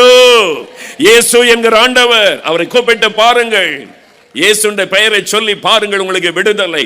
அந்த பெயரிலே தான் வல்லமை இருக்கிறது, ஜீவன் இருக்கிறது, அற்புதம் இருக்கிறது. அவர்தான் நமக்காக மரித்து மரணத்தை ஜெயித்த உயிரோடு எழுந்தவர். இன்றைக்கு மரித்தும் உயிரோடு இருக்கிற ஒரே ஒருவர் இயேசு. அவர் மூலமாய் உங்களுக்கு விடுதலை உண்டு. அவர்தான் உங்களை பார்த்து சொல்லுகிறார், I am the Lord who heals you. நானே உன்னை குணமாக்குகிற கர்த்தர், நானே உன் பரிகாரியாயிருக்கிற தேவன். ஏன் கலங்குகிறாய்? ஏன் நீ அங்கலாய்க்கிறாய்? என்ன செய்வது, எங்க போவதென்று ஏன் நீ கலங்குகிறாய்? இதோ நான் உன்னை சந்திக்க வந்திருக்கிறேன். இந்த இடத்தில் இப்பொழுது என் ஆண்டவர் உங்களை தேடி வந்திருக்கிறார். பிரியமானவர்களே, அவரை நோக்கி இப்ப நாம ஜெபிக்க போகிறோம். அவருடைய வேலை வந்துவிட்டார். உங்களை தொட, உங்களுக்கு விடுதலை கொடுக்கிற வேலை. நாம் யாவரும் ஜெபிக்க எழுந்து நிற்போம். யாவரும் ஜெபம் பண்ணுவதற்காக அவருடைய சமூகத்தில் எழுந்து நிற்போம். தேங்க்யூ ஜீசஸ், உமக்கு நன்றி. ஹல்லேலூயா, உமக்கு நன்றி. தேங்க்யூ லார்ட், உமக்கு நன்றி. உங்களுடைய கலக்கம் அவருக்கு தெரியும். மத்தேயு 26:37-38 கெத்செமனே தோட்டத்தில் அவர் நுழைந்த போது என் ஆத்துமா மரணத்துக்கு ஏதுவான துக்கம் கொண்டிருக்கிறார். இயேசு இருதயத்தில் கலங்கின சில சம்பவங்கள் வேதத்தில் எழுதப்பட்டு இருக்கிறார். அவருடைய மரண நேரம் நெருங்கி வந்தபோது சீஷர்களில் ஒருவன் அவரை காட்டி கொடுப்பான் என்று சொல்லும் போது அவர் ஆவியில் கலங்கினார் என்பதாக வேதத்தில் எழுதப்பட்டு இருப்பதை நம்ம வாசிக்கிறோம். யோவான் 13:21 அதை வாசிக்கிறோம். யோவான் 11:33 பாருங்கள். லாசருவின் கல்லறை முன்பாய் நின்றபோது அவருக்கு பிரியமான பிள்ளைகள் அழுகிறதை கண்டபோது அவர் ஆவியில் கலங்கினார். ஐயோ, என் பிள்ளைகள் கலங்கி நிற்கிறாங்க, கண்ணீர் வடிக்கிறாங்களேன்னு சொல்லி நமக்காக நம்முடைய கலக்கத்தை மாற்ற அவர் ஆவியில் கலங்கினார். அவர் தனித்து விடப்பட்டார். அந்த சிலுவையில் அவர் தொங்கும் பொழுது அவருக்கு ஆறுதல் சொல்ல அவருக்கென்று கூட நிற்க ஒருவரும் இல்லை. எல்லோரும் உயிர் பயத்தில் ஓடி ஒளிந்து கொண்டார்கள். தன்னன் தனிமையாய் என்னை சிலுவையில் தொங்கினார். ஏன் தெரியுமா? நான் தனித்து விடப்பட்டிருக்கிறேன், என்னை புரிந்து கொள்ள யாரும் இல்லையே, எனக்கென்று என் உணர்வுகளை வேதனைகளை புரிந்து கொள்ள யார் இருக்கிறார்கள் என்று நீங்கள் கலங்குகிறீர்களா? உங்களுடைய கலக்கத்தை புரிந்து கொள்ள ஆண்டவரும் என்னை கைவிட்டு விட்டாரோ என்று எண்ணும்படியான நெருக்கத்தில் இருக்கிறீங்களா? பிதாவே, தேவனே, ஏன் என்னை கைவிட்டீர் என்று அவர் கலங்கி துயரம் அடைந்து சொல்ல காரணம், நம்முடைய வேதனைகளை அந்த சிலுவையில் சுமந்தார். உங்களுடைய வேதனைகளை சிலுவையில் அவர் ஏற்றுக்கொண்டார். உங்களுக்கு விடுதலை கொடுப்பதற்காக சிலுவையில் அந்த ரத்தம் வடிய வடிய, தலையிலே முள்முடி, கைகளிலே ஆணி, கால்களிலே ஆணி, முதுகெல்லாம் வாரினால் அடித்து கிழிக்கப்பட்ட நிலைமையில் அந்த சிலுவையில் தொங்குகிறவரை பாருங்கள். உங்களுக்காக சகோதரனே, சகோதரி, உங்களுக்காக சகோதரனே, உங்களுக்காக நான் உன் பரிகாரி மகனே, உன் பரிகாரி மகளே, நான் இன்றைக்கு உனக்கு விடுதலை தருவேன், மன்னிப்பை தருவேன், சமாதானம் தருவேன், சுகம் தருவேன், விடுதலை தருவேன் என்று அவரே இந்த இடத்தில் வந்திருக்கிறார். அவரை நோக்கி இந்த 3 காரியத்துக்கு ஜெபிக்க போகிறோம். அப்படியே கண்களை மூடி இயேசுவை இந்த சிலுவையை கண் முன்னால நிறுத்தி உங்க எண்ணம் சிதறாமல் இருக்க கண்களை மூடிக்கொள்ளுங்க. இந்த 3 காரியத்துக்கு ஜெபிக்க போகிறோம். முதலாவது, என் ஆத்மாவில் எனக்கு சுகம் வேண்டும். எனக்குள்ளே சமாதானம் இல்லை, நிம்மதி இல்லை. நான் செய்த பாவங்கள் என்னை வேதனைப்படுத்தி கொண்டு இருக்கிறது. எபிரேயர் 9:14 சொல்லுகிறது, இயேசு கிறிஸ்துவின் ரத்தம் நம்முடைய மனசாட்சியை குற்றமற கழுவி சுத்திகரிக்க வல்லமை உள்ளது. அவருடைய ரத்தம் தான் நம்முடைய மனசாட்சியை கழுவி சுத்திகரிக்க முடியும். அவர் தான் சொல்லுகிறார், என் மகளே, உன் பாவத்தை நான் சுமந்து விட்டேன். என் மகனே, உன் பாவங்களை நான் சிலுவையிலே சுமந்து விட்டேன். இனிமேலும் நீ சுமக்க வேண்டிய அவசியம் இல்லை. இனிமேலும் அந்த குற்ற மனசாட்சியில் நீ கஷ்டப்பட வேண்டிய அவசியம் இல்லை. நான் உன் பாவங்களை சுமந்து விட்டேனே. உனக்காக நான் ஒரு ஆட்டுக்குட்டியாக பலியாக என்னை அர்ப்பணித்துக் கொண்டேனே. என் ரத்தத்தை எல்லாம் உனக்காக சிந்தினேனே. உன்னை மன்னிக்க நான் ஆயத்தமாயிருக்கிறேன். உன்னை பாவமர கழுவி சுத்திகரிக்க ஆயத்தமாயிருக்கிறேன். உன் மனசாட்சியை நான் சுத்திகரிக்க ஆயத்தமாயிருக்கிறேன். இன்றைக்கோடு அந்த குற்ற மனசாட்சி உன்னை விட்டு விலகும். இன்றைக்கோடு அந்த பாவங்கள் உன்னை விட்டு விலகும். இன்றைக்கு இயேசு கிறிஸ்துவின் என்னுடைய ரத்தம் உன்னை கழுவி சுத்திகரிக்கும் என்று இயேசு உங்களோடு பேசிக் கொண்டு இருக்கிறார். அவரை பாருங்கள், ஐயா, என் ஆத்மாவில் ஒரு நோய் வந்துவிட்டது, இந்த பெருமை வந்துவிட்டது, இச்சை வந்துவிட்டது, ஐயோ இந்த ரகசிய பாவம் வந்துவிட்டது, இதன் சமாதானத்தை கெடுத்துக் கொண்டு இருக்கிறது, என்னால் அதை விடவும் முடியவில்லை, நிம்மதியாகவும் இருக்க முடியவில்லையே. இயேசுவே என்னை மன்னியும், இயேசுவே எனக்கு ஒரு விடுதலை தாரும் என்று சொல்லுகிறவர்களுக்காக முதலாவது நான் ஜெபிக்க போகிறேன். முதலாவது பாவ மன்னிப்பு, முதலாவது உங்களுடைய ஆத்மாவில் விடுதலை, முதலாவது உங்களுடைய ஆத்மா நோயிலிருந்து உங்களுக்கு சுகம், முதலாவது அந்த பாவ கட்டுகள் அறுக்கப்பட வேண்டும். ஐயா, என் பாவம் மன்னிக்கப்பட வேண்டும், இந்த பாவத்திலிருந்து விடுதலை வேண்டும். இந்த குற்ற மனசாட்சி என்னை வாதிக்கிறது, பாவத்தையுமே நான் விட முடியாமல் தவிக்கிறேன், இயேசு எனக்கு விடுதலை தர வேண்டும் என்று விரும்புகிறவர்கள், ஒப்பு கொடுக்கிறவர்கள் எத்தனை பேர் உண்டு? நிற்கிற இடத்தில் வலது கரத்தை உயர்த்தி ஜெபம் பண்ணுங்க. நிற்கிற இடத்தில் வலது கரம் உயர்த்தி, இயேசுவே என் ஆத்மாவை உம்முடைய இரத்தத்தினாலே கழுவும், என்னை கழுவும், என் ஆத்மாவை வேதனைப்படுத்துகிற, என் ஆத்மாவிலே சமாதானத்தை கெடுக்கிற இந்த பாவம் என்கிற வியாதி என்னை விட்டு விலகணும், பாவம் என்கிற நோய் என்னை விட்டு விலகணும், உம்முடைய இரத்தத்தினாலே என்னை கழுவணும், என்னை கழுவி சுத்திகரிக்கணும். அப்படி ஒப்பு கொடுக்கிறவங்க வலது கரம் உயர்த்தி ஜெபித்துக் கொண்டிருங்கள். முதலாவது உங்களுக்கு ஜெபிக்க போகிறேன். இதுதான் உங்களுடைய மிகப்பெரிய ஆசீர்வாதம். உங்களுடைய ஆத்மா சுத்திகரிக்கப்பட்டு விட்டால் சரீரத்தில் சுலபமாய் சுகம் வந்துவிடும். இப்பொழுது கரம் உயர்த்தி நிற்கிறவர்கள், முதலாக இயேசுவுக்கு உங்களை ஒப்பு கொடுக்கிறவர்கள், அப்படியே மேடைக்கு அருகிலே முன்னுக்கு வாருங்கள். உங்களுக்காக இடம் ஒதுக்கப்பட்டு இருக்கிறது. உங்களுக்காக விசேஷமாய் நான் ஜெபிக்க போகிறேன். அப்படிப்பட்ட கூட்டத்தில் எங்கிருந்தாலும் கரம் உயர்த்தினவர்கள் மேடைக்கு அருகிலே முன்னுக்கு வாருங்கள். வாலிப தம்பி, உன்னை தான் ஆண்டவர் அழைக்கிறார். வாலிப மகளே, உன்னை தான். எவ்வளவு நாள் குற்ற மனசாட்சியோடு வாழ போகிறாய்? எவ்வளவு நாள் நிம்மதி இல்லாமல் நீ வாழ போகிறாய்? எவ்வளவு நாள் இந்த பாவத்தில் தத்தளிக்க போகிறாய்? இன்றைக்கு உனக்கு விடுதலை, பாவ மன்னிப்பு, பாவத்திலிருந்து விடுதலை. கூட்டத்தின் எந்த பகுதியில் இருந்தாலும் முன்னுக்கு வாருங்கள். அதிக நேரம் உங்களை நிற்க வைக்க போவதில்லை. இன்னும் சில நிமிட நேரத்தில் கூட்டம் முடிந்துவிடும். வேகமாய் உங்களை அனுப்பி விடுவோம். முதலாவது, இந்த இயேசு எனக்கு வேண்டும், என் ஆத்மாவில் இந்த ரட்சிப்பின் சந்தோஷம் வேண்டும், இயேசுவின் ரத்தம் என் ஆத்மாவை கழுவி சுத்திகரிக்க வேண்டும், அவர் என் பாவ நோயிலிருந்து எனக்கு விடுதலை தர வேண்டும் என்கிறவர்கள் வாருங்கள். குடி நோய், விபச்சாரம் என்கிற நோய், இச்சை என்கிற நோய் உங்களை தாக்கி இருக்கிறது, பண ஆசை என்கிற நோய் உங்களை பாழாக்கி கொண்டு இருக்கிறது. ஒப்பு கொடுத்து முன்னுக்கு வாருங்கள். இன்னும் உங்களுக்காக நான் காத்திருக்கிறேன். ஆண்டவருடைய மகிமையின் பிரசன்னம் இந்த மைதானம் முழுவதிலும் இறங்கி இருக்கிறது. இதன் பிறகு உங்களுடைய நோயிலிருந்து விடுதலைக்காக ஜெபிக்க போகிறேன். சரீரத்திலே சுகத்துக்காக ஜெபிக்க போகிறோம். முதலாவது உங்களுடைய ஆத்மாவிலே விடுதலை. முன்னால் வந்தவர்கள் வலது கரம் உயர்த்தி, இயேசுவே உங்க இரத்தத்தினாலே என்னை கழுவுங்க, உங்க இரத்தத்தினாலே என்னை கழுவுங்க ஆண்டவரே, உங்க இரத்தத்தினாலே என்னை கழுவுங்க. எனக்காக நீங்க பாவமானீங்களே, என் பாவத்தெல்லாம் சுமந்தீங்களே, உங்க ரத்தத்தினால என்னை கழுவுங்க. கேளுங்க இயேசுவே உங்க ரத்தத்தினால என்னை கழுவுங்க, இயேசுவே உங்க ரத்தத்தினால என்னை கழுவுங்க. கேளுங்க இப்பொழுது. இதோ இயேசு கிறிஸ்துவின் ரத்தம் சகல பாவங்களை நீக்கி நம்மை சுத்திகரிக்கும்.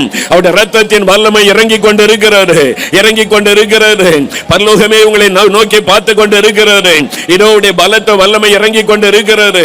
Thank you Lord. இன்னும் வந்து கொண்டிருக்கிற உங்களுக்காய் காத்திருக்கிறேன். நீங்கள் ஒவ்வொருவரும் அவருக்கு முக்கியம். ஒரே ஒரு ஆடு காணாமற் போனாலும் தேடுகிற நல்ல மெய்ப்பன் அவர்.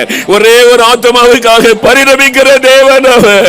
என் மகளே, என் மகனே, உனக்காகத்தானே நான் சிலுவையில் அடிக்கப்பட்டு நொறுக்கப்பட்டேன். என் ஆண்டவர் வந்து நிற்கிறார்.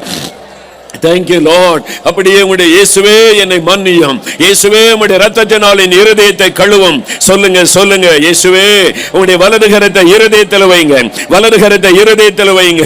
இயேசு கிறிஸ்துவின் இரத்தம் சகல பாவங்களை நீக்கி நம்மை சுத்திகரிக்கும். சொல்லுங்க, இயேசுவே உம்முடைய இரத்தம் என்னை கழுவட்டும் ஐயா, என்னை கழுவட்டும், என் பாவங்களை மன்னிச்சிருங்க, என்னை கழுவி சுத்திகரிங்க, எனக்கு பாவத்திலிருந்து விடுதலை தந்துருங்க.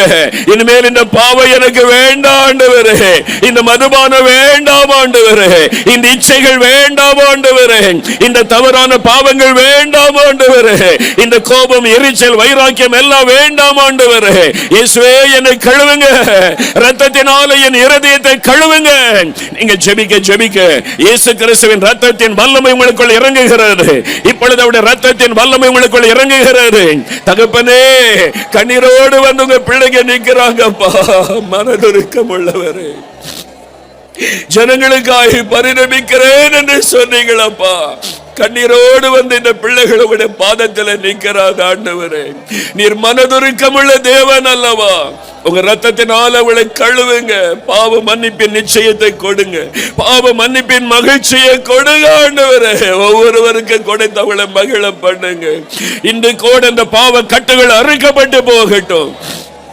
பாவத்தின் வல்லமையில் இந்த ஒரு விடுதலை உண்டாகட்டும், விடுதலை உண்டாகட்டும், விடுதலை உண்டாகட்டும். நம்முடைய ரத்தம் கழுவினதற்காய் ஸ்தோத்திரம். அப்படியே வலது கரம் உயர்த்தி, இயேசுவே என்னை மன்னித்து விட்டதற்காய் ஸ்தோத்திரம் சொல்லுங்க.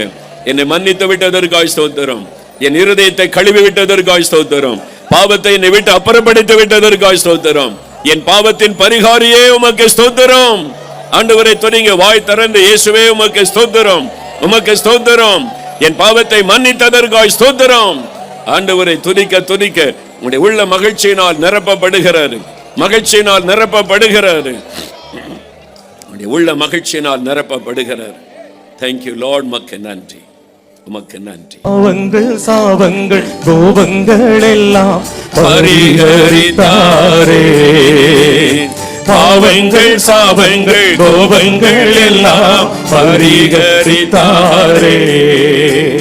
தேவாதி தேவன் என் உள்ளத்தில் வந்து தேற்றியே விட்டாரே, தேவாதி தேவன் என் உள்ளத்தில் வந்து தேற்றியே விட்டாரே. பாவங்கள் சாபங்கள் கோபங்கள் எல்லாம் பரிஹரித்தாரே, பாவங்கள் சாபங்கள் கோபங்கள் எல்லாம் பரிஹரித்தாரே. தேவாதி தேவன் என் உள்ளத்தில் வந்து தேற்றியே விட்டாரே, தேவாதி தேவன் என் உள்ளத்தில் வந்து தேற்றியே விட்டாரே. என்ன என் ஆனந்தம், என்ன என் ஆனந்தம் சொல்லக்கூடாதே, என்ன என் ஆனந்தம், என்ன என் ஆனந்தம் சொல்லக்கூடாதே. மன்னன் கிறிஸ்து என் பாவத்தை எல்லாம் மன்னித்து விட்டாரே, மன்னன் கிறிஸ்து என் பாவத்தை எல்லாம் மன்னித்து விட்டாரே, மன்னன் கிறிஸ்து என் பாவத்தை எல்லாம் மன்னித்து விட்டாரே. பாவ நோய் ஒளிந்தது இயேசுவின் நாமத்தினாலே. ஹல்லேலூயா. மெய்யான சந்தோஷம் உள்ளத்தில் வந்தது. ஹல்லேலூயா, இயேசுவுக்கு ஸ்தோத்திரம். அடுத்து, உங்களுடைய சரீரத்தை தாக்கி இருக்கிற நோய், ஏதோ ஒரு பலவீனம், ஏதோ ஒரு வியாதி, ஆஸ்துமா வியாதியா இருக்கலாம், ஆர்த்ரைட்டிஸ் முடக்குவாதமாக இருக்கலாம், இருதயம் பாதிப்பாக இருக்கலாம், சோரியாசிஸ் சரும நோயாக இருக்கலாம், உங்களுடைய நுரையீரல் பாதிக்கப்பட்டிருக்கலாம், கல்லீரல், உங்களுடைய சிறுநீரகம் பாதிக்கப்பட்டு இருக்கலாம், கர்ப்பப்பை பாதிக்கப்பட்டு, கண்கள் பாதிக்கப்பட்டு ஒரு வேதனை, காதல பிரச்சனை, எந்த இடத்துல வியாதி இருக்கிறோ அந்த இடத்துல கை வைத்து நாம் ஒரு 5 நிமிடம் ஜெபிக்க போகிறோம். இயேசுன்ற நாமத்தை சொல்லி கூப்பிட போகிறோம்.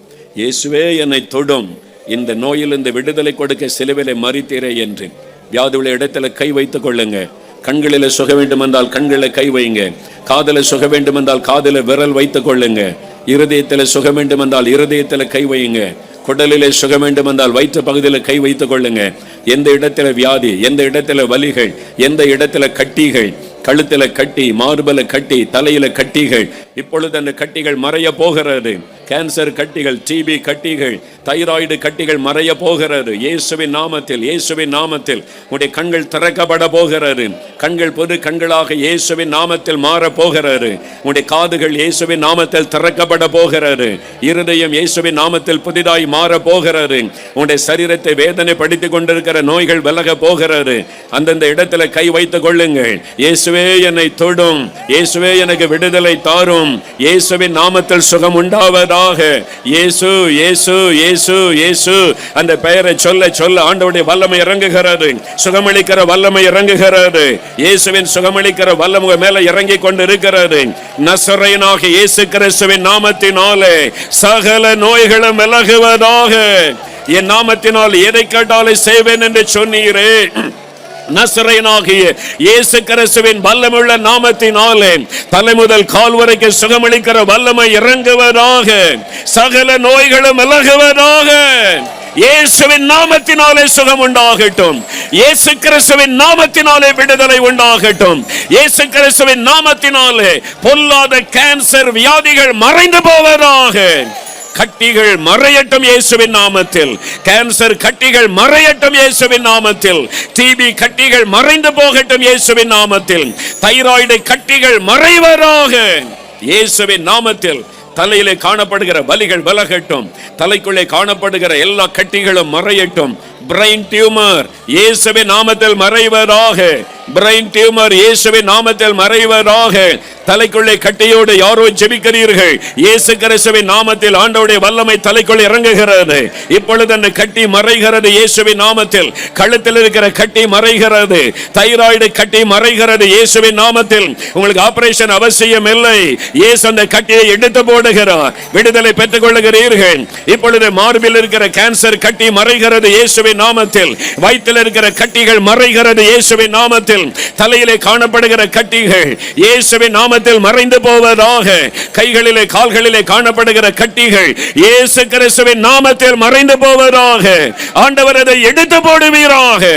இப்பொழுது எலும்புகளை ஆண்டவர் தொடுகிறார். பொல்லாத ஆர்த்ரைட்டிஸ் வியாதி மறைகிறது.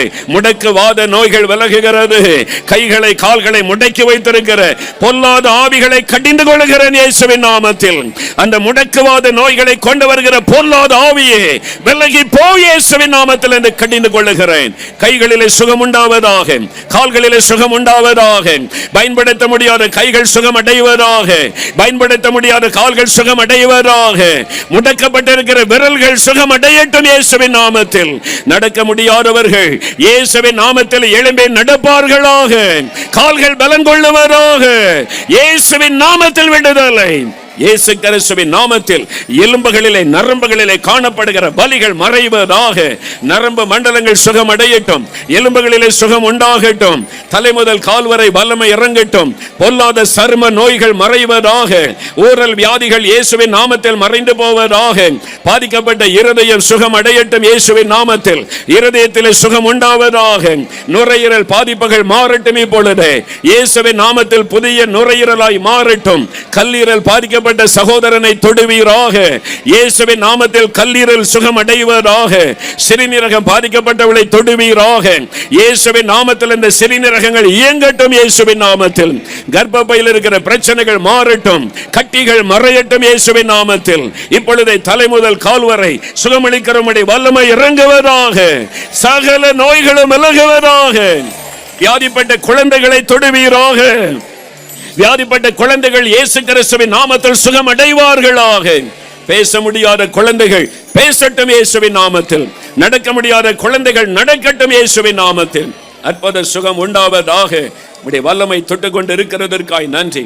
அப்படி எல்லாரும் வலதுகரம் உயர்த்தி இயேசுவே என்னை தொடுகிறதற்காய் ஸ்தோத்திரம், என்னை குணமாக்குகிறதற்காய் ஸ்தோத்திரம். நீங்க துதிக்க துதிக்க வல்லமை மைதானம் எங்கிலும் இறங்கி கொண்டிருக்கிறாரு. ஆண்டவருடைய வல்லமை வெளிப்பட்டு கொண்டிருக்கிறாரு. ஆண்டவருடைய பலத்தை சுகமளிக்கிற வல்லமை வெளிப்பட்டு அநேகர் விடுதலை அடைந்து கொண்டிருக்கிறீங்க. சிலரை விட்டு அசுத்த ஆவிகள் வெளியேறுகிறாரு, சிலரை விட்டு பலவீனப்படுத்துகிற ஆவிகள் வெளியேறுகிறாரு, பயத்தின் ஆவிகள் இப்பொழுதே வெளியேறுகிறாரு, தற்கொலை தூண்டுகிற ஆவிகள் இப்பொழுதே வெளியேறுகிறாரு. விடுதலை பெற்றுக் கொண்டிருக்கிறீங்க. இப்பொழுது விடுதலை உண்டாகி கொண்டிருக்கிறாரு. இயேசுவே ஸ்தோத்திரம் என்று ஆண்டவரை மகிமைப்படுத்துங்க, மகிமைப்படுத்துங்க. ஆண்டவருடைய வல்லமை பலமாய் இறங்கி கொண்டிருக்கிறாரு, பலமாய் இறங்கி கொண்டிருக்கிறாரு. Thank you Lord. உம்முடைய வல்லமைக்காக நன்றி. நீர் கொடுத்து கொண்டிருக்கிற விடுதலைக்காக உமக்கு ஸ்தோத்திரம். உமக்கு நன்றி ஆண்டவரே, உமக்கு நன்றி தகப்பனே, உமக்கு நன்றி ஆண்டவரே, உமக்கு ஸ்தோத்திரம், உமக்கு ஸ்தோத்திரம் ஆண்டவரே, உமக்கு நன்றி. Thank you Lord, உமக்கு நன்றி. Thank you Lord. ரத்தன சிங், ரத்தன சிங் ஆண்டவருடைய கரம் உங்களை தொடுகிறாரு. ஒரு பயத்தின் ஆவி உங்களை விட்டு விலகுகிறாரு. உங்களுடைய சரீரம் முழுவதையும் பலவீனப்படுத்தி உங்களுக்குள்ளே மரண பயத்தை வைத்திருந்த ஆவி இயேசுவின் நாமத்தில் இன்றைக்கு உங்களை விட்டு விலகுகிறது. விடுதலைக்காக ஆண்டவருக்கு நன்றி சொல்லுங்கள். இப்பொழுது இயேசுவுக்கு நன்றி என்று சொல்லுங்கள். கதிரேசன், கதிரேசன், இயேசுவை தேடி நீங்கள் வந்தீர்கள். இப்பொழுது உங்களுடைய சரீரத்தை வாதித்துக் கொண்டிருந்த பொருளாத நோய்கள் இயேசு கிறிஸ்துவின் நாமத்தில் விலகுகிறது. பாதிக்கப்பட்டவருடைய எலும்புகளுக்குள்ளும் நரம்புகளுக்குள்ளும் ஆண்டவருடைய வல்லமை இறங்குகிறது. அந்த வலிகள் எல்லாம் மறைகிறது இயேசுவின் நாமத்தில். இயேசுவே ஸ்தோத்திரம் என்று ஆண்டவரை மகிமைப்படுத்துங்கள். இயேசுவின் நாமத்தில் உங்களுக்கு விடுதலை உண்டாகி கொண்டிருக்கிறது. இயேசுவே ஸ்தோத்திரம் என்று ஆண்டவரை மகிமைப்படுத்துங்கள். இப்பொழுது வனிதா, வனிதா என்கிற மகள், உன்னுடைய தலையிலே பாதிப்பு இருக்கிறது. தலையிலே வரக்கூடிய வலி உனக்கு ஒரு மரண வேதனை கொடுக்கிறதாக இருக்கிறது. அந்த நோயை கொண்டு வந்த பொல்லாத ஆவி விலகுகிறது மகளே. இன்றைக்கு உனக்கு விடுதலை, இயேசுவின் நாமத்தில் விடுதலை. இயேசுவை உமக்கு ஸ்தோத்திரம் என்று ஆண்டவரை மகிமைப்படுத்து அந்த விடுதலை பெற்றுக் கொள்ளுகிறாய். கௌசல்யா, கௌசல்யா என்கிற மகள், ஆண்டவருடைய வல்லமை உடைய வயிற்று பகுதியில் இறங்குகிறது. வயிற்றிலே உண்டாகிற காந்தல், அந்த எரிவு இயேசுவின் நாமத்தில் மறைகிறது. அந்த பொல்லாத ஆவி உடைய வயிற்று பகுதியை விட்டு விலகுகிறது. இயேசுவின் நாமத்தில் உங்களுக்கு விடுதலை. இயேசுவுக்கு நன்றி என்று ஆண்டவரை மகிமைப்படுத்துங்கள். இயேசுவை ஸ்தோத்திரம் என்று சொல்லுங்கள். இப்பொழுது இயேசுவின் தழும்புள்ள கரத்தினால் சுகம் அடைகிறீர்கள். நான்சி, நான்சி என்கிற ஒரு மகள், டீச்சராக நீங்கள் பணி செய்கிறீர்கள். உங்களுடைய விரல்களில் உண்டாயிருக்கிற வலிகள், உங்களுடைய ஜாயிண்டுகளில் உண்டாயிருக்கிற வலிகள் இயேசு கிறிஸ்துவின் நாமத்தில் இப்பொழுது மறைகிறது. விடுதலை சுகத்தை பெற்றுக் கொள்ளுகிறீர்கள். இயேசுவை ஸ்தோத்திரம் என்று ஆண்டவரை மகிமைப்படுத்துங்கள். கீதா, கீதா என்கிற மகள், உன்னுடைய எலும்புகளும் பாதிக்கப்பட்டு ஜாயிண்டுகளில் உண்டான வலியினால் கஷ்டப்பட்டு இயேசுவே என்னையும் தொடும் என்று ஜெபிக்கிற மகளே, இயேசுவின் நாமத்தில் இப்பொழுது உங்களுக்கு விடுதலை. இயேசுவை ஸ்தோத்திரம் என்று ஆண்டவரை மகிமைப்படுத்துங்கள். வாய் திறந்து கர்த்தரை துதியுங்கள். விடுதலை பெற்றுக் கொள்ளுகிறீர்கள். இப்பொழுது புஷ்பா, புஷ்பா என்கிற மகள், உன்னுடைய கால்களுக்குள் ஆண்டவருடைய வல்லமை இறங்குகிறது. பலவீனப்பட்ட அந்த கால்கள், அந்த எலும்பில் உள்ள வலிகள் இயேசுவின் நாமத்தில் மாறுகிறது. எலும்பி நடங்க, அந்த வலி விலகிவிட்டது. எலும்பி நடங்க. ஆண்டவருடைய வல்லமை கால்களுக்குள் இறங்கி விடுதலை தந்து விட்டதற்காக இயேசுவுக்கு ஸ்தோத்திரம் என்று ஆண்டவரை மகிமைப்படுத்துங்கள். ஆண்டவர் தொட்டு விட்டார். எஸ்தர், எஸ்தர் என்கிற மகளை ஆண்டவர் தொடுகிறார். எஸ்தர், எஸ்தர் ராணி என்பது மொழி பெயர். எஸ்தர் என்று அழைக்கப்படுகிறீர்கள். ஆண்டவருடைய வல்லமை உங்களுக்குள் பாய்ந்து வருகிறது. முதுகு எலும்பிலே காணப்பட்ட வலி, ஸ்பைனல் கார்டு பிரச்சனையினால் மனவேதனையோடு வந்திருக்கிறீர்கள். இயேசுவின் நாமத்தில் உங்களுக்கு விடுதலை. இயேசுவை ஸ்தோத்திரம் என்று ஆண்டவரை மகிமைப்படுத்துங்கள். அவருடைய தழும்புகளால் இப்பொழுது குணமாகிறீர்கள். இயேசுவுக்கு ஸ்தோத்திரம் என்று சொல்லுங்கள். மிஸ்டர் கருணாகரன், இயேசுடைய வல்லமை உங்களை தொடுகிறது. கருணாகரன், அடிக்கடி ஒரு மயக்கம் உங்களை தாக்குகிறது. உங்களுடைய இருதயத்தில் மரண பயம் இருக்கிறது. இயேசுவின் நாமத்தில் இன்றைக்கு உங்களுக்கு விடுதலை. அந்த நோயை கொண்டு வந்த ஆவி விலகுகிறது. மரண பயம் உங்களை விட்டு விலகுகிறது. இயேசுவின் நாமத்தில் இந்த விடுதலை பெற்றுக் கொள்ளுகிறீர்கள். இயேசுவுக்கு நன்றி என்று ஆண்டவரை மகிமைப்படுத்துங்கள். இப்பொழுது எனக்கு அன்பு சகோதரன் ஜான் தாமஸ், ஆண்டவருடைய கரம் உங்களை தொடுகிறது. ஜான் தாமஸ், இயேசுவே என் பாவங்களை மன்னித்து என்னை குணமாக்கும் என்று ஜெபித்தீர்கள். ஆகவே இயேசுடைய தழும்புள்ள கரம் உங்களை தொடுகிறது. அவர் உங்களுடைய அக்கிரமங்களை மன்னித்து உங்களுடைய நோய்களை மாற்றுகிறார். இப்பொழுது சரீரத்தில் பூரண விடுதலை உணர்கிறீர்கள். இயேசுவுக்கு ஸ்தோத்திரம் என்று ஆண்டவரை மகிமைப்படுத்துங்கள். சந்திரன், சந்திரன் சரும நோயினால் பாதிக்கப்பட்டு ஐயோ நானும் இந்த ஊரல் வியாதியினால் ஒரு நரக வேதனை படுகிறேன் என்று ஜெபிக்கிற சந்திரன், ஆண்டவருடைய வல்லம் உங்கள் மேல இறங்குகிறது. பொல்லாத சரும நோய் இயேசுவின் நாமத்தில் விலகுகிறது. இப்பொழுது இந்த ஊரல் எல்லாம் மறைகிறது. இயேசுவுக்கு ஸ்தோத்திரம் என்று ஆண்டவரை மகிமைப்படுத்துங்கள். ஆண்டவருக்கு ஸ்தோத்திரம் என்று சொல்லுங்கள். இப்பொழுது திவ்யா, மகளே திவ்யா, இயேசுடைய கரம் உன்னை தொடுகிறது. மகளே, உன் கண்களிலே பிரச்சனையோடு ஜெபம் பண்ணுகிறாய். இயேசுவின் நாமத்தில் உன் கண்களிலே தெளிவான பார்வை வருகிறது. கண்ணில் இருக்கிற வலியும் வேதனை மறைகிறது. இயேசுவுக்கு ஸ்தோத்திரம் என்று ஆண்டவரை மகிமைப்படுத்து. ஆண்டவருடைய கரம் அற்புதம் செய்கிறதற்காக நன்றி. Thank you Lord. எல்லாரும் வலதுகரம் உயர்த்தி ஸ்தோத்திரம் பண்ணுங்க. இயேசுவே நன்றி, என்னை தொடுகிறதற்காய் நன்றி, உமக்கு ஸ்தோத்திரம்னு சொல்லுங்க. செல்வம் செல்வம் என்ற சகோதரன், நீங்கள் இயேசுவே எனக்கும் ஒரு அற்புதம் செய்யும் என்று நீங்கள் கேட்கிறீங்க. என் மேல உமக்கு அன்பு இருந்தா என்னை பெயர் சொல்லி அழைத்து விடுதலை ஆக்கும் என்று சொல்லுகிறீர்கள். இயேசு உங்களை நேசிக்கிறபடி நான் அழைக்கிறார். அவருடைய வல்லமை உங்களுக்குள் பாய்ந்து வருகிறது. இன்றைக்கு உங்களுக்கு விடுதலை, பல நோய்கள், பல பிரச்சனைகள் எல்லாவற்றிலும் விடுதலை. ஆண்டவர் உங்களுக்கு ஒரு புதிய ஆரம்பத்தை தருகிறார். இப்பொழுதே சரீரத்தோட பலவீனம் எல்லாம் ஓடி மறைகிறது. விடுதலைக்காக இயேசுவுக்கு நன்றி சொல்லுங்கள். அல்லேலூயா, உமக்கு நன்றி, உமக்கு நன்றி ஆண்டவரே. ஆவியானவர் சொல்லுகிறார், இந்த இடத்தில் ஆவியிலே பாதிக்கப்பட்டு டிப்ரெஷன், மன அழுத்தம், பயம், இரவிலே தூங்க முடிவது இல்லை, தற்கொலை எண்ணம், இதில் போராடுகிற பலர் இந்த இடத்தில் காணப்படுகிறீர்கள். ஆண்டவர் சொல்லுகிறார், இப்பொழுது அந்த பொல்லாத ஆவியின் கிரியைகளை அழிக்கிற நேரம் வந்துவிட்டது. என் வல்லமை நான் அனுப்புகிறேன், அந்த ஆவியின் கிரியைகள் அழிக்கப்படும் என்று ஆண்டவர் சொல்லுகிறார். இப்பொழுது எல்லாரும் இந்த மாதிரி பாதிப்பு எனக்கு இருக்கிறது. பயம், கலக்கம், இரவிலே தூங்க முடியவில்லை, பயப்படுத்துகிற சொப்பனம், என் ஆவியிலே ஒரு போராட்டம் இருக்கிறது, மன அழுத்தம் இருக்கிறது, ஆண்டவர் எனக்கு ஒரு விடுதலை தர வேண்டும் என்கிறவர்கள் வலது கரத்தை உயர்த்திக் கொள்ளுங்க. இப்பொழுது ஆண்டவருடைய வல்லமை பலமாய் இறங்க போகிறது. பொல்லாத ஆவிகள் விலக போகிறது. உங்களை விட்டு அந்த ஆவிகள் வெளியேற போகிறது. தகப்பனே, இதோ உம்முடைய பிள்ளைகள் விசுவாசத்தோடு கரமுயர்த்தி நிற்கிறாங்க. எங்கள் மத்தியிலே வந்திருக்கிற இயேசு கிறிஸ்துவின் நாமத்தில் பொல்லாத சாத்தானுடைய தலையை மிதித்து உயிர்த்தெழுந்த இயேசு கிறிஸ்துவின் நாமத்தில் மன அழுத்தத்தை கொண்டு வரக்கூடிய ஆவிகளை கடிந்து கொள்ளுகிறேன். பயத்தை கொண்டு வருகிற பொல்லாத ஆவிகள் இயேசு கிறிஸ்துவின் நாமத்தில் விலகுவதாக.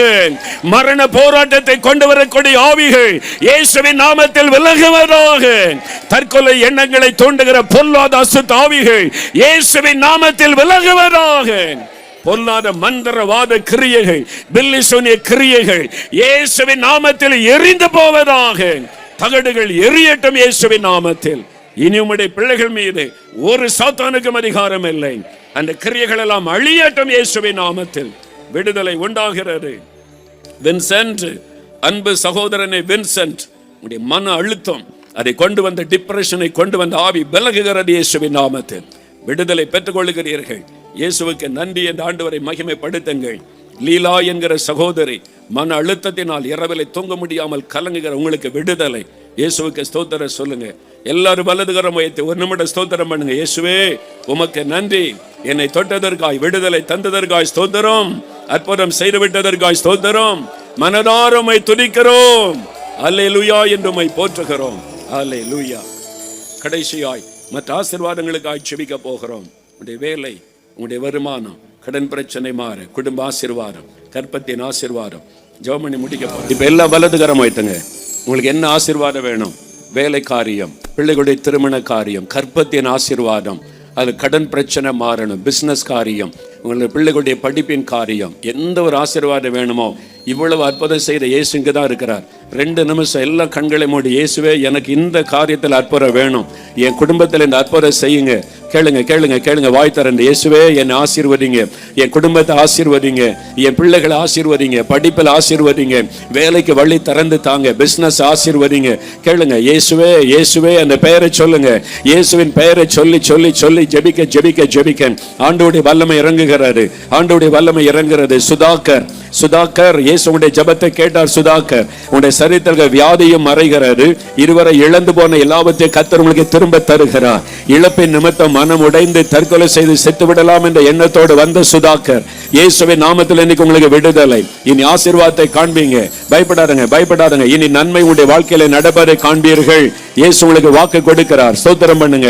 தகப்பனே, எந்த பிள்ளைகள் ஒவ்வொருவரையும் நீங்க ஆசீர்வதிக்கணும்ப்பா. இவங்களுக்காக நீங்க சிலுவை சுமந்ததை நினைத்தருளும். குடும்பத்தில் சமாதானம் உண்டாயிருப்பதாக. குடும்பத்தில் ரட்சிக்கப்படாதவளை ரட்சித்தவளை ஆசீர்வதிப்பீராக. படிக்கிற பிள்ளைகளுக்கு ஞானத்தை கொடுத்து படிப்பிலே வெற்றியை கொடுத்து உயர்த்துவீராக. எக்ஸாம் எழுத போகிற பிள்ளைகளுக்கு ஜெயம் கொடுப்பீராக. மேல் படிப்பிற்கு வழிகளை திறந்து கொடுப்பீராக. ஆண்டவரே, கடன் பிரச்சனையில கஷ்டப்படுகிற பிள்ளைகளை ஆசீர்வதியும். இயேசு கிறிஸ்துவின் நாமத்தில் கடன் பிரச்சனைகள் மாறுவதாக. கடன் பிரச்சனைகள் நீங்குவதாக. வறுமை விலகட்டும் இயேசுவின் நாமத்தில். இன்றைக்கே ஒரு அற்புதம் நடப்பதாக. திருமண காரியங்களை வாய்க்க பண்ணும். ஆசீர்வாதமான குடும்ப வாழ்க்கை அமைத்து கொடுப்பீராக. தகப்பனே, குழந்தை இல்லாமல் ஜெபிக்கிறாங்கப்பா, கர்ப்பத்தின் ஆசீர்வாதத்திற்காக ஜெபிக்கிறாங்க. ஆண்டவரே, கண்ணீரோடு இருக்கிற அந்த பிள்ளைகளை தொடுங்க. இயேசு கிறிஸ்துவின் நாமத்தில் கர்ப்பத்தின் ஆசீர்வாதம் உண்டாவதாக, தடைகள் விலகுவதாக. இயேசுவின் நாமத்தில் ஆசீர்வதித்து நீர் மகிழ பண்ணுவீராக. உம்முடைய கரம் தொட்டதற்காக நன்றி அப்பா. என்ன ஆசீர்வாதம் வேண்டும் என்று பிள்ளைகள் ஜெபிக்கிறார்களோ அத்தனை ஆசீர்வாதங்களும் இயேசு கிறிஸ்துவின் நாமத்தில் உண்டாவதாக. ஒவ்வொருவருக்கும் உண்டாகட்டும். நீர் ஆசீர்வதித்ததற்காய் ஸ்தோத்திரம். நீரே பரிகாரியாகிய கர்த்தர் என்பதை விளங்க பண்ணினதற்காய் ஸ்தோத்திரம். எல்லா மகிமை இயேசு ராஜாவிற்கு செலுத்துகிறோம். பிள்ளைகள் வீடுகளுக்கு திரும்பி செல்லும் பொழுது அவர்கள் போகிற பஸ்ல, வேன்ல, கார்ல, பைக்ல, சைக்கிள்ல, எதுல போனாலும் உம்முடைய பாதுகாப்பின் தூதர்கள் கூட இருந்து பாதுகாத்து நடத்தட்டும். பத்திரமாய் போய் சேர கிருபை தாரும். வீட்டிலே போய் பார்க்கும் பொழுது அற்புதங்கள் நடந்திருப்பதாக. வீட்டிலே சுகம் உண்டாயிருப்பதாக. வியாதி கட்டுகள் அறுக்கப்பட்டு போயிருப்பதாக. அற்புதங்களை காண செய்யும் தகப்பனே. அப்பிரயோஜனமான ஊழியக்காரன் நான் கடமையை மாத்திரம் செய்தேன். எல்லா மகிமையும் இயேசு ராஜாவிற்கு மாத்திரமே உண்டாவதாக. இயேசு கிறிஸ்துவின் நாமத்தில் ஜெபிக்கிறோம் பிதாவே, ஆமென்.